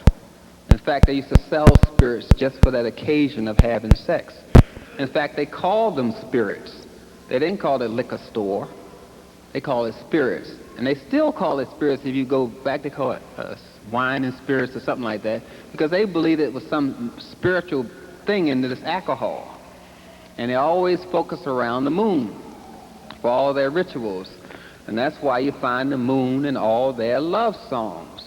We fell in love under moonlight, and moonlight becomes you, and blue moon, and all of these moon things associated with them in sex. And then the man, in part of their rituals, would give the woman his testicles, what you call orchids. And that's why they give them these roses and all these flowers when they go on their mating ceremonies. They bring the woman 2 testicles. Highly suggestive. The man is really breaking it down what he's for. When he comes to the woman, hands her 2 flowers that are in the budding stage, would represent testicles. And that's why the Europeans give flowers on their dates. Most of the things are based around superstition. When a woman's ready to be fertile and mated with, she puts red on her lips. That means she's ready. So that's why they put the red lipstick on their lips. And there you go, doing the same thing. Excuse me. Excuse me. See, when our African sisters were in Africa, they put on makeup. The men wore makeup too, eye makeup, to signify the degree in which they grew in their rites of passage. You see, that's what it symbolized. And so the men wore eye makeup as well as the women. And when they did wear makeup, it always made their skin darker. They didn't put on makeup to make their skin lighter. When the Europeans put on makeup, they don't put on makeup that's lighter than their skin. They put on makeup that's darker than their skin because they're trying to get color. And when you put on makeup, you make your skin lighter. And they put on makeup to make themselves darker. It's a craziness there. So the muscular structure of the European woman was kind of like, so she couldn't hold up her own tits. So they had to get these breast harnesses, which you call brassieres now, because they were not physically fit. The pectoralis muscles couldn't hold up her breasts. So she had to go get these tit harnesses to hold up her brassieres, or whatever you call them things, to hold up the tits. And that's what it was about. Now, because European ladies were so, based on the soil and the plants they were eating and deficient diet, they were too weak to produce proper breast milk. So they got the black woman to feed their child, because they were inadequate to do that. That's where you get these mammies from. So why imitate these animals that are behaving like human beings? Why imitate them? And because Henry VII wanted to see a woman have sex, and because he wanted to see a woman have birth, he made the woman lay on the table flat on her back so he could see. The royal queen did that so he could see her have birth. He was a warrior and a homosexual. Was there a difference? I don't know. Anyway, he wanted to see the woman give birth, so he made the woman lay on her back. So all the European ladies imitated that because the royalty did it. That is not the proposition for having a child. It's always squatting. The Temple of Asni shows all of this in Africa. Nonetheless, that's where that came from. Where this business of wearing high heels come from is Henry VII, because he was a short dude. And so he put on the high heels because he was short. And then the women gained some power in so-called Middle Dark Ages and came into power, the white women, and they started killing them as witches. And then they started imitating the men, and they started wearing high heels too. And that throws the uterus on and the bladder all down on the uterus and gives them this pain across their uterus because it's throwing all the weight of the body the opposite of the way God intended it. And that's why they're wearing high heels. And there we go, imitating these animals that are trying to be human. So we put on the makeup, we put on the high heels, then the brothers cut the hair so short that you can't see the kink. And that's why we cut our hair short. That's why the brothers go get a haircut. We went to hair stylists in Africa, not hair cutters. So we cut our hair so it won't look so kinky. And then we brush it to make it waves or whatever we're trying to make it do and beat our skulls to death with these brushes to make our hair not seem kinky. And that's why the brothers wear these short haircuts. Years ago, they used to take the axle grease off of the wheels and put it on the hair to make it lay down, look nice. And the axle grease used to rot the hair out, cause sores. And then the sisters used to use a fork, heat up the fork and run it through their hair, you see. And then we developed to Fannie Lou Hamer, Walker, Mammy Lou Walker. Then we got the Bronner brothers and went into all these modern people. But they're doing the same thing, and all this comes out of slavery. We have not left the plantation. So, I'm trying to say we have a lot of distortions going on here that we're mixing into sex that have nothing to do with sex. It has nothing. Wearing the makeup had nothing to do with sex. It was a part of recognizing your spiritual development in Africa. The Europeans associate everything with sex or violence. That's their definition. That's why if a brother used to put his hand on another brother, he either going to fight or whatever. Two things he's got to do if he put his hand on me. You know what I mean? So when the French used to capture the villages, they come in, and first thing the French would do is rape the men. And then they rape the children and whatever animals and things they used to do. So the Mende and the people from the coast of Africa, they called the sun god Ra Assisi. Assisi was the name of the sun god. So when the French were raping the men, they were crying for the sun god to bring his force to protect this man. They say, Assisi, Assisi, Assisi. And the Europeans say, oh, that man's a sissy. Because another man was screwing him. The Europeans got these things in our mind, teaching us that the homosexuality and all this stuff is kind of normal. Where's a normal thing for another man to stick his penis in another man's behind and have sex with his bowel movement. They're teaching us these things. Why should we have a discussion about homosexuality? Not a sane black person anywhere can talk about this. I mean, seriously talk about it. Deliriously talk about it, yes, but not seriously. So we have a lot of distortions to work through just to get to a little thread of truth about our own heritage and the own liberation which is in us. Let me go back to the sex once again. Oh, let me tell you something I used to do. I used to work for a psychiatric consultant firm in, where was I at? In Atlanta, Georgia. That's right, in Atlanta. And so I used to run these little therapy module games on these white folks. And these shrinks I worked for, a woman would be in the kitchen and she'd accidentally drop her spoon. So she called the shrink and he said, I think you have to come in because you must be losing some control of yourself and you need to seriously put yourself in therapy for at least 2 weeks because dropping that spoon indicates that you are not in control of yourself. So he's charging her like, $500 a day and I'm doing the therapy. So he's convincing me this woman's crazy, so I have to say, yeah, she's crazy, she dropped a spoon, but, a sister's in the kitchen, she dropped a spoon, and pick it up, wash it off, use it again. But in any case, these guys were hustling. And so I'm running all these therapies on these people, these white people, and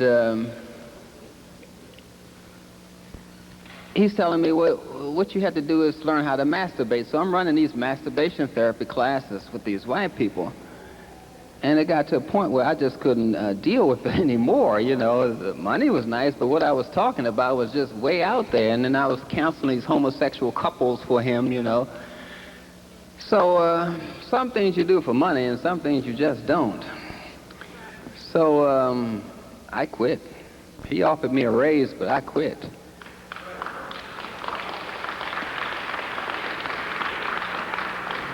So usually, I'm, not really a thoroughbred racist. I really haven't been trained enough to know how to practice racism.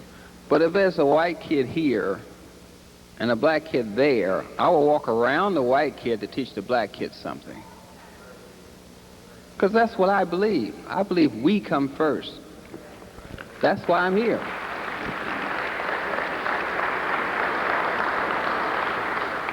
Now let's get back to sex. Now, we have discussed a little bit of the distortions about the masturbation and the homosexuality and the makeup and the high heels and the haircut and the rings and the nose and then the ear.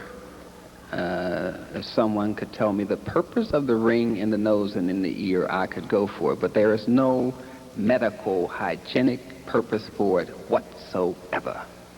It's strictly a religious ritual. I don't care what anyone says about it. God did not make a mistake when he made the ear. It's the way he wanted it. If he wanted you with an ear, with a ring in it, you would have been born with one. Some things we just have to let go. We have to let go the pig. We have to let go the nighttime is the right time to be with the one you love. Some things we just have to let go because it ain't black enough for us.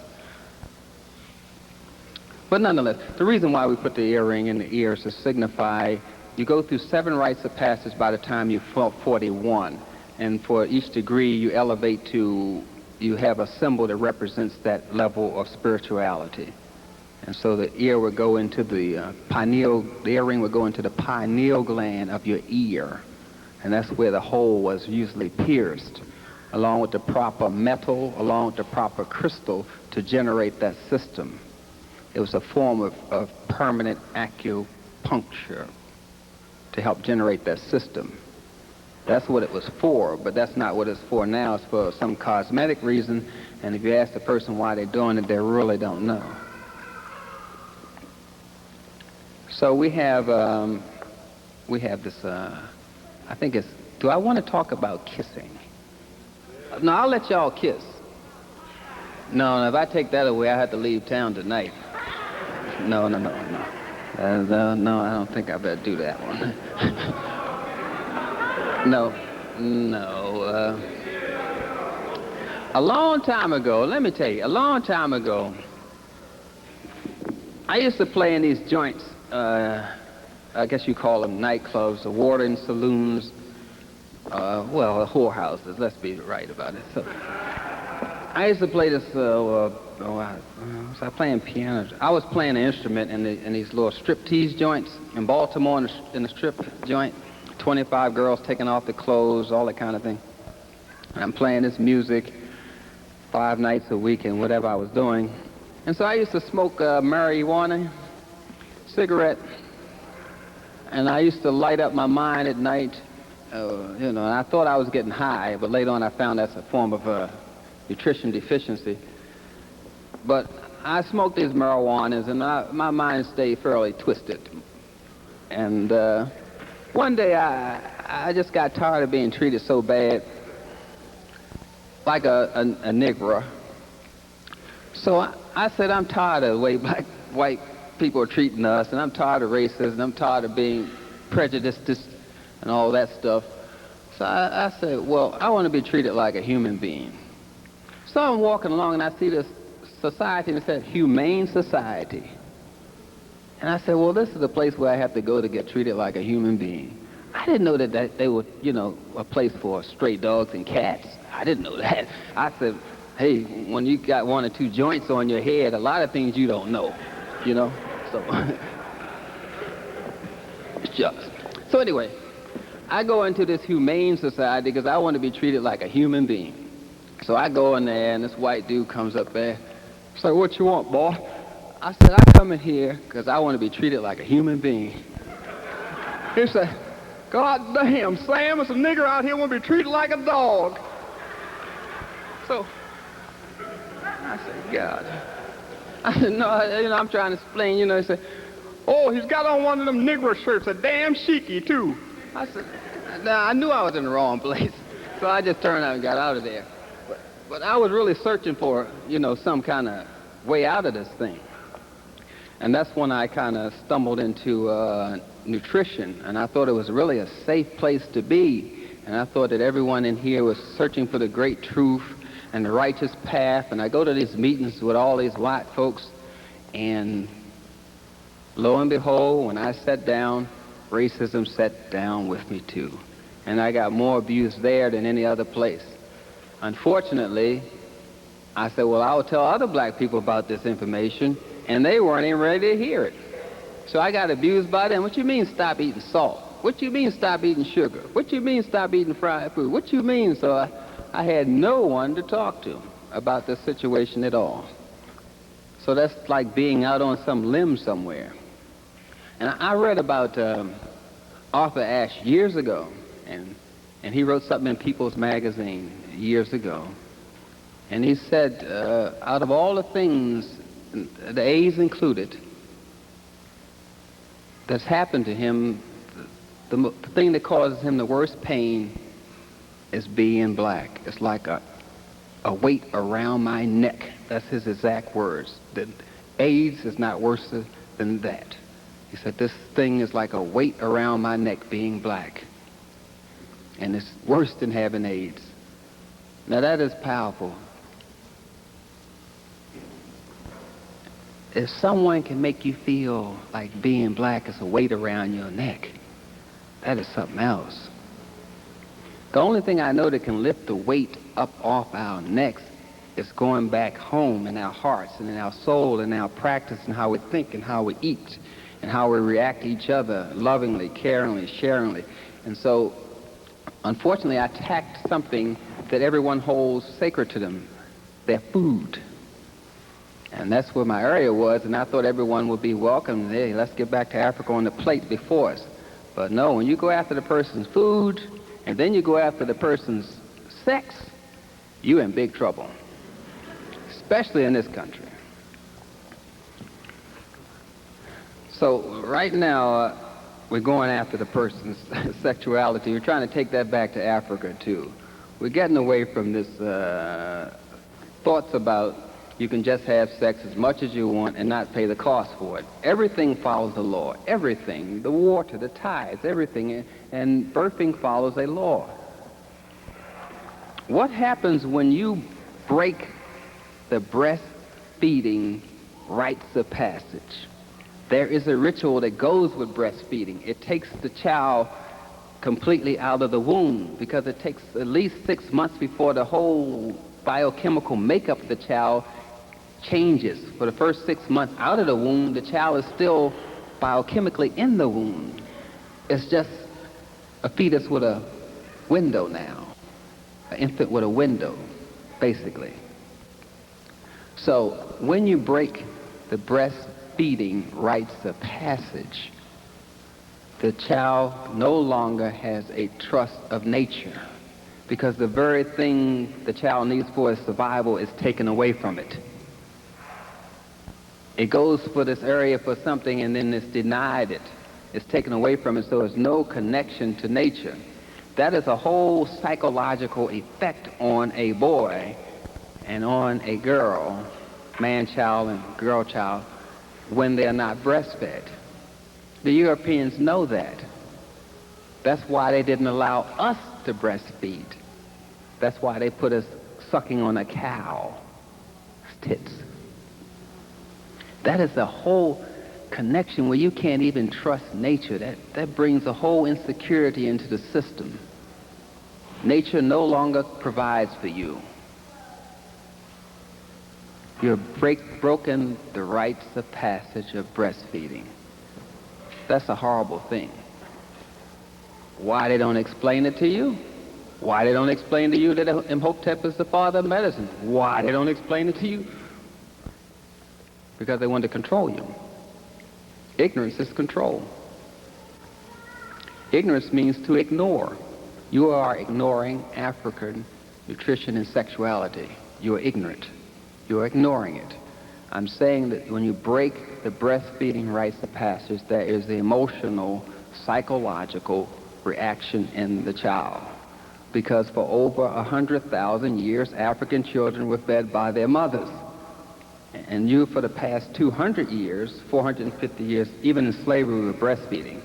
So coming out of slavery, we started imitating the Europeans who used lower animals to feed their children. We imitate them, and we pay the cost for it. So now we have created a whole sexuality based on the breast, looking at the breast as a sex object. You see, they're no longer looked at as food object. It's looked at as a sex object. Why is that? Because we never use them for food. That's why. I was breastfed, so I'm not trying to put down brothers who have not. I'm just saying we no longer associate them with nature, with laws. We associate them with sex, and that's on purpose.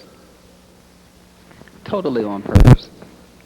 Look, the European woman, if she's deficient of manganese, loses the loving instinct or breastfeeding instinct. If you take away the certain nutrient in the diet, you will lose certain instincts. If you take away the zinc, you lose your neural hormone transmission. The zinc is what they used to line the inside of the pyramids with to reflect light, to illuminate the light, magnify to light up the inside of the pyramids. The zinc is what you see when you drive by a cat or a dog at night and you see their eyes light up. That's zinc. And your ancestors knew that's what they put inside the pyramids and lined it up, and so when the light struck it from any angle, the whole inside would light up. Zinc deficiency takes away your light. So the European food and soil is zinc deficient. And sure enough, the sperm is the highest of zinc in the body. The light's gone out of it. And where's all of this nutrients coming from, vital to your existence? From breast milk. They took it away. They start you off nutritionally deficient. A cow's milk is very low in selenium. Female milk is very high in selenium. Where's the highest content of selenium in the male's body? Testicles. They start you off nutritionally deficient. A nutritional deficient person is addicted. That's what addiction is based on, nutritional deficiency. Okay, sounds kind of hard. You make someone nutritionally deficient by giving them alcohol, which strips you of calcium, magnesium, potassium, zinc, and they will become addicted to alcohol, won't they? Nutritional deficiency is based on addiction. Addiction is used to control. If I take you off of breast milk and put you on cow's milk, I'm in a better position of controlling you. I have broken a law, the rites of passage. Each time your nutritional level changes, the breast milk changes in its nutritional content. The breast milk the child eats at 9 o'clock in the morning is different from the milk it drank at 12 because it changes according to the cycle of the birth, of the regeneration of the system. It's cyclical.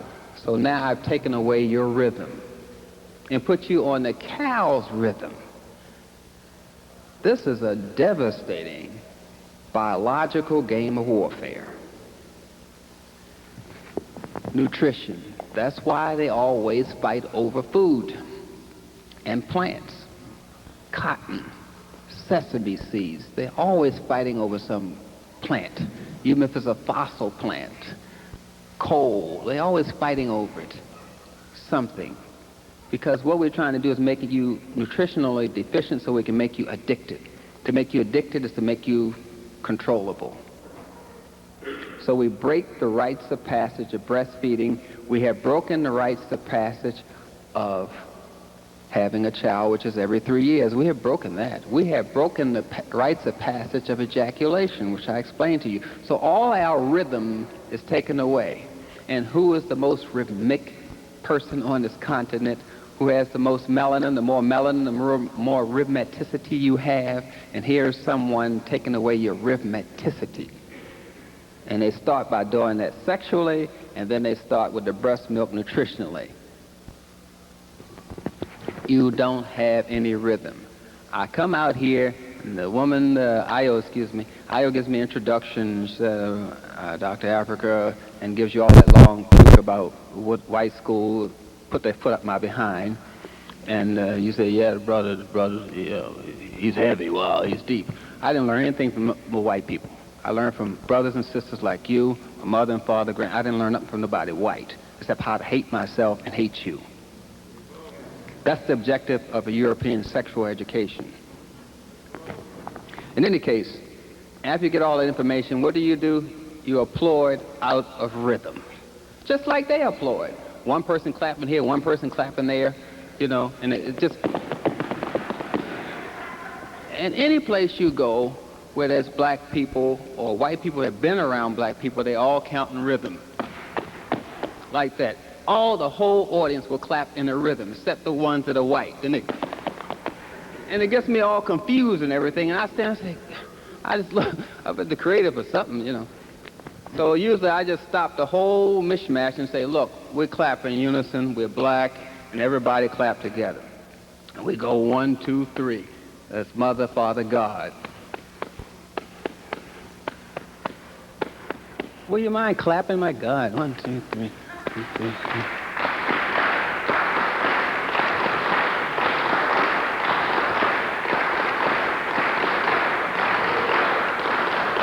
Thank you. Now we clap in the rhythm. Now we're starting off the whole thing correctly. And the whole thing I talk about is rhythm. I talked about breaking nutritional cycle, the lunar cycle, the solar cycle. The whole basis of what we're doing is rhythm. And anything that breaks your rhythm is not spiritual. And that's what the name of this control is about, breaking your rhythm, the sexual mating laws, the breastfeeding laws, all of that. Having sex at night, which weakens your kidneys and your adrenal glands. We get into the glandular system, the major glands in the body, the pineal gland, the pituitary, the hypothalamus, the thymus, the adrenal glands, the pancreas, the spleen. We're going into the glandular system, the gonads, the testicles, the ovaries. We're going into our glandular network, and all of that's rhythm. All that's controlled by a clock. In fact, the clock imitates the rhythm of the internal organs. That's how our ancestors put together that clock. Those little wheels and big wheels all imitate a cycle of the organs inside your body. If you read anything in European scientific classes, they say everything imitates the body. The camera imitates the eyes. The boats, how they're made, just like the ribs in your body. You see them make them. They make the ribs first. Everything imitates the body, and so does the clock. And that's how the clock came about, because of the cycles, because of the laws, the great truths. And so what we're trying to do is get back home to our true sexuality. I'm going to repeat this law one more time, because maybe the first time you heard it, you didn't hear it. When someone tells you you can't be having sex anymore, sometimes you just turn right off, The slaves were bought because they were property. And if you want to have more property, you have to increase the breeding. And they used to sell booklets on how to breed slaves in this country. And you could buy it, How to Breed Slaves. how to break a slave. And you could buy booklets and follow it straight down the line, how to do these things. And so they had books on how to breed slaves. So they go about breeding you. Some slaves were just sold for breeding. And you can go to any state where there are the major horse races, and they're still breeding there today. Kentucky was a great breeding state.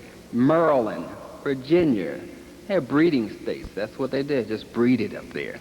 And the brothers who were breeders used to brag about it. So they would stand around holding their penis. And that's why you see brothers holding their penis. That comes out of slavery. Because they didn't have to work, they were breeders, so they hold their penis. That's where that comes from.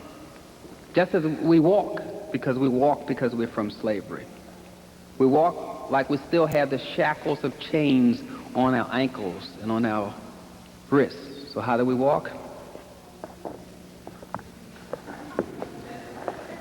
You have limited movement. That's why you walk like that with the chains on your ankles. And you can't move your arms flowingly. You've seen Bill Cosby do it. It's a slave's walk. That's where that comes from. The effect of slavery is still with us now. We don't even talk about it. They used to have Slave Day in the public schools in America to raise funds. The blacks would dress up, as they called us, in old rags, and the black students, and the white students would dress up and bring chains and whips to school. And when the black students came, they would put them in chains and bid on them. And that's how they used to raise money for the schools on Slave Day in this country. The effects of slavery is still with us now. And we have to really detoxify ourselves from it. Just as we approach the diet, and just as we approach the change in our names, we have to approach sexuality the same way, to free ourselves, to kick the white man out our bedroom. We have to kick him out of there. We have to kick him out of our religions. And we got to get rid of religions that put down black women. It tells a woman to walk in back of you, or mixes women with cattle, or says the woman invented sin. That's a European concept because he does not trust his woman. So we don't trust our woman because we are following them. The whole thing is to divide and conquer, as they would tell you. Anything that they allow us to do is something to destroy ourselves. If they allow us to get married, it's to destroy ourselves. If they allow us to get educated, it's to destroy ourselves. And sure enough, education destroys us. Miseducation of the Negro. Carter G. Woodson, I believe. Education is used to destroy us. Money is used to destroy us. Everything they give us is used to destroy us. Civil rights are rights you give a former slave. Human rights are given to you by God.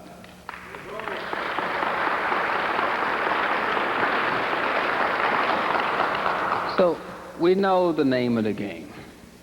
That's why he no longer has to make sure we're breeding properly, because he's trained us to do it, so we don't need him around to do it for us. We go from one sister to another sister using them as semen buckets. And it's not working. It's destroying us. It's destroying the women. It's putting a whole sexual vibration into the child. That's the worst part about it. The family was the whole basis of sexuality. I don't mean to throw it out of some... It was the family. It wasn't me and the lady getting together because she looked good, I look good, she make me feel good. Wow, we can jam, she's fly. It wasn't about that. It was about what is good for the family. That's what made a man attractive, a woman attractive. Family first. And so our idea of mating or getting together was based on the family. Not based on she looks good and makes me feel good, but what makes our family better. Will I be a benefit to her family? Will she be a benefit to my family? That's how a person attain beauty. We are basing beauty on physical features, which you get from your mother and father. It's not your fault the way you look, but we base it on physical features, not on the inner self. If we say inner, we're talking about the intellectual. We're not talking about the inner spirit, because the Europeans, they measure things by the intellectual. So that's what we call getting next to somebody, getting into their mind, getting into their head, that kind of thing. So our whole standards of beauty are based on European standards of beauty, as you know. Sisters with big casts down the bottom of their leg, we say she has nice shaped legs. Large casts down here are necessary if you have a flat behind. You need those. But we base the whole measurement of a lady's worth on European standards of beauty, whatever they are, which are usually based on whatever that is. So we have to turn around the whole value system of our sexuality, of how we value ourselves and our black women and our children, because the purpose of sex is to unite us with God. It's not for reproduction, as you think that's what sex is for, make you feel good and reproduce. It's to unite you closer to God. Sex is a spiritual activity. That's why the Europeans said we had a whole lot of customs and we had strict laws about sex, and they didn't understand it. And they always wrote that. Always. So we know that there are certain laws, no matter what we know about history, ancient or prehistory and all that, we know there's certain laws. We don't have sex with a lady who's menstruating. We don't have sex with a lady who's pregnant or breastfeeding. We don't have sex at night. Sex is a daytime activity. We don't masturbate. We know these things. We know that to find out how many times you can physically get away with ejaculating, you multiply your age times 2. 2 times 30 is 60. Move over 1 decimal place. You can only ejaculate every 6 days. And if the woman is on a lunar menstruating cycle, she's only available to be sexual 20 days. So you divide your age into her available dates. 6 into 20 goes 3 times. You can only have sex 3 times. Ejaculate 3 times at the most a month. And the purpose of ejaculation is for reproduction. We know that. When you're not planning to reproduce, you regenerate. So you hold the sperm within your body. And you take that energy before you get climactical or orgasm, whatever. I'm not going to talk about that because very few men have an orgasm. That's another long thing altogether. Before you orgasm, you take your penis out of the vagina and you take that energy and take it up to your pineal gland by deep breathing and focusing a light or a feeling on top of your head so you can feel the energy go up to your pineal gland and come back down again. That cycle regenerates the system, and that's why they call it a regenerative system. So you practice that when you don't ejaculate, because there's no reason to ejaculate unless you're planning to reproduce. So we know these basic laws, and we know that the body has certain energy meridians on it, which you call erotic zones, because the Europeans associated with eroticness. Just as they go into kissing, because kissing is in acupuncture, your large intestine, small intestine, and stomach, and they have digestive diseases and disorders, which is mostly centered around constipation. So they're always trying to stimulate their digestive system, so they go into this kissing thing because they're constipated. But I'm not putting down kissing. It's probably a very good thing to do. But when you refocus it and know that it means something more than just what the Europeans define it as, then you're all right. But there's certain just underlying principles that we don't need to go looking through a book to find out about. It just doesn't make sense to have sex with a woman who's menstruating. What is the purpose of this? It forces the toxins back into the woman's uterus, and you don't want to do that, you see. You know if you plan on to conceive a child, you shouldn't do that in a sick body. If your body's sick, don't have sex. If you're planning to reproduce, I mean, how can you have healthy sperm if you got a cold? Or you have the flu or whatever they call these diseases, or you're breaking out with bumps, or you're constipated. because the germs migrate to your reproductive system when you're constipated. You're not having maybe 2 or 3 bowel movements a week. You're keeping your reproductive organs rather toxic. So you don't do that until you get your system healthy. I hope I made some of the things clearer. How much time do I have? Oh, questions. Okay. Thank you.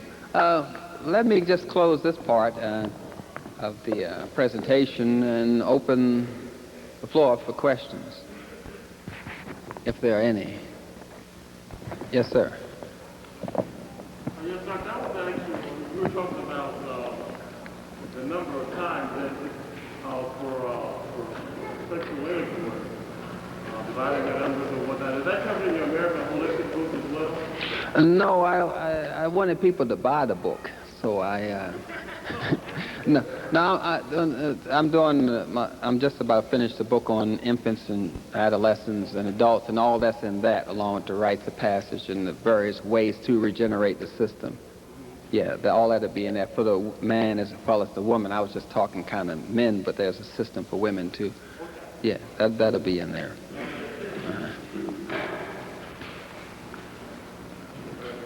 Okay. Is that okay? We'll do this side and go over to that side. All right. Yeah, you, my brother. Yes. Hotel. All right. I was going to ask you about how your relationship. You mentioned solar, as far as the sun and how we aspire to that. How do you make a correlation astrologically with how our ancestors, how they stayed in accordance? You mentioned law, and I was wondering, is it law or more so order than law? You said our bodies are loyal. Would our bodies be more so ordained or in the sense of order? Do you understand what I'm saying? You can go a little more clearer for me, yes. I'm trying to make a correlation. I heard you mention the pineal gland. Mm-hmm. I thought it was, the Europeans call it the pineal gland. It's the same thing. Yeah, the pineal gland. In the back of the head, correct? Up here. The pineal gland. My question is how do you relate astrology to, or is there a correlation between astrology and how you distribute your information? Oh, you're talking about the astrological components to measure the time things. You're talking about using that to understand the health and how to time things. Yeah, you can use that as a way to measure and time things, the solar solstice and all of that. That is true. You can use that. And some people do use it. That's a different science altogether.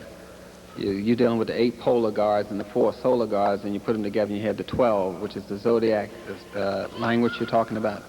Yeah, yes, I understand what you're talking about. I understand completely what you're talking about. And also, do you have a bibliography?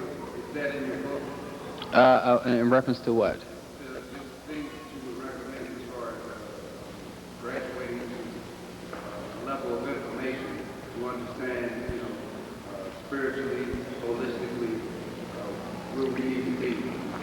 Oh, I see what you're talking about. You need some kind of way to find out ways. Yeah, I understand. Something to follow. I have some in the African Holistic Health book, and the other book that's coming out in May is more detailed in what you're talking about. Yes. Yes, sir. I want to go over this side, and then I come back. Yes, ma'am.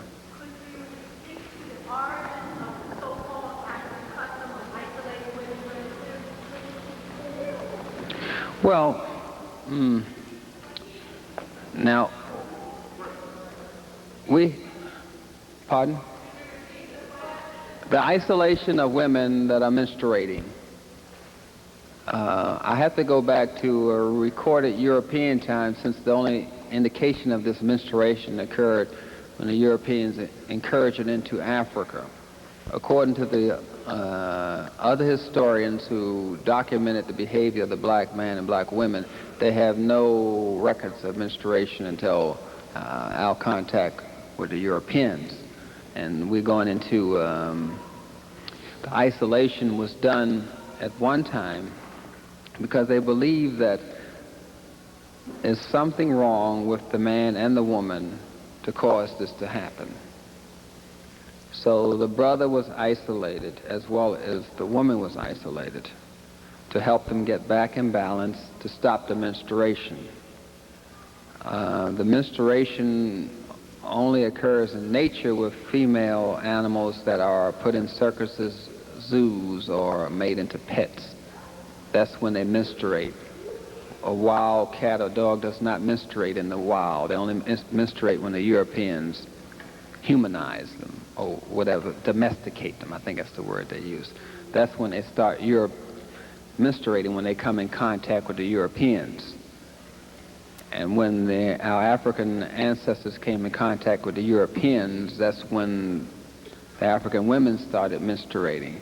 Now, there are people such as out in Hunza and other areas who are very close to our ancient ancestors' diet that do not menstruate, and if they do menstruate, it's only for one day, you see. So the period is only a one-day thing altogether. Menstruating and having, let me define this thing, losing one egg a month is not menstruating. That's just unfertile egg for that month, which is usually maybe 2 drops of blood, and that's over with. We're confusing losing an unfertilized egg with the hemorrhaging of the uterus. That's 2 different things. The uterus hemorrhages and the flesh sloughs off and comes out, and they call that menstruating. Losing an egg doesn't produce that much blood, 1 or 2 drops of blood, you see. So there's 2 different things that we mix together that we call menstruation, which is a European term which means purging the body of sin. So they bought this whole, all I know is that the animals that live with them either in their house or in circuses or in zoos menstruate when they're that close to the Europeans. And when we get that close to the Europeans, we do the same thing. We menstruate and we get venereal diseases just like them. So they isolated the lady to get her back in balance, not because she was unclean, unhealthy, remembering that disease is communal in our civilization. We would never isolate the woman and say there's something wrong with you. We would say there's something wrong with us. Because if you're ill, I'm ill. This isolation is not an African concept to me. Because the sick, the elderly, and the children belong to the community. They are not put out to the community. The whole community treats them. A juvenile delinquent, parents will be punished, as well as, you know, all of this is a community thing. And it makes the grandmother and grandfather and great-grandfather all look bad for something to go wrong with a woman and a man. Because they're still responsible to God to protect you. Because you are a vehicle, a message from the ancestors that preceded them, you see. So the isolation, the one version you're talking about is not African, and the other version where you will just put off alone with some healers is altogether different. This family still came and they all lived around you. Your brother's family would come and they'll live outside, and your sister's family, and the whole community would move out there with you. That's what I'm trying to say. There's no way we would separate someone like that. Not in a communal civilization. No. I'm on this side. Okay. One more? Oh. One more. Yeah, well, I thought I was just doing the men. I didn't know I was doing the ladies. I don't think I have enough time. But it basically follows the same kind of principle in that you have more centers than the man does. A man has 1 immune center and women have 2 immune centers in the brain. So you have more centers. So your cycle will be a little more complicated, but a little more rhythmic, because you have more melanin centers, which the Indians call chakras. But knowing that your nerves grow to your muscles to control your urination when you're 6 months. So you can be toilet trained if you're an African person at 6 months, where the Europeans' nerves grow so slow, they don't reach them until they're 2 years old. So our development is much more rapid than the Europeans. And so our neurohormonal development is as adult as 12. That's why the rites of passage is when you're 12. Whereas the Europeans reach that when they're 20. They're adult when they're 20, we're adult when we're 12. So the female's growth is faster than the boys' growth, as anybody to teach at school will tell you the girls are way ahead until they menstruate. So your neurohormone development is faster than 6 months.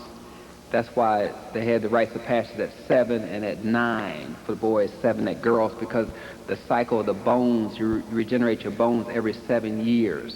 You get a whole new bone structure every 7 years, so everything is regenerating in the body except the sexual system. And our ancestors knew about regeneration of bone, regeneration of blood, and regeneration of the sexual system. This may sound new to us, but regeneration of bone, that's in any standard medical school, it's every 7 years. So your system would evolve around more intricate rhythm pattern than the brother. And you would regenerate on both sides coming up, where the brother would just go from the right side down and right side up. You go up and cross back over and down. It's sort of like two circles that are married together. That's how you would do it, like that. That's all I had, right? Well, thank you very much. I appreciate it. Thank you, Dr. Afrika.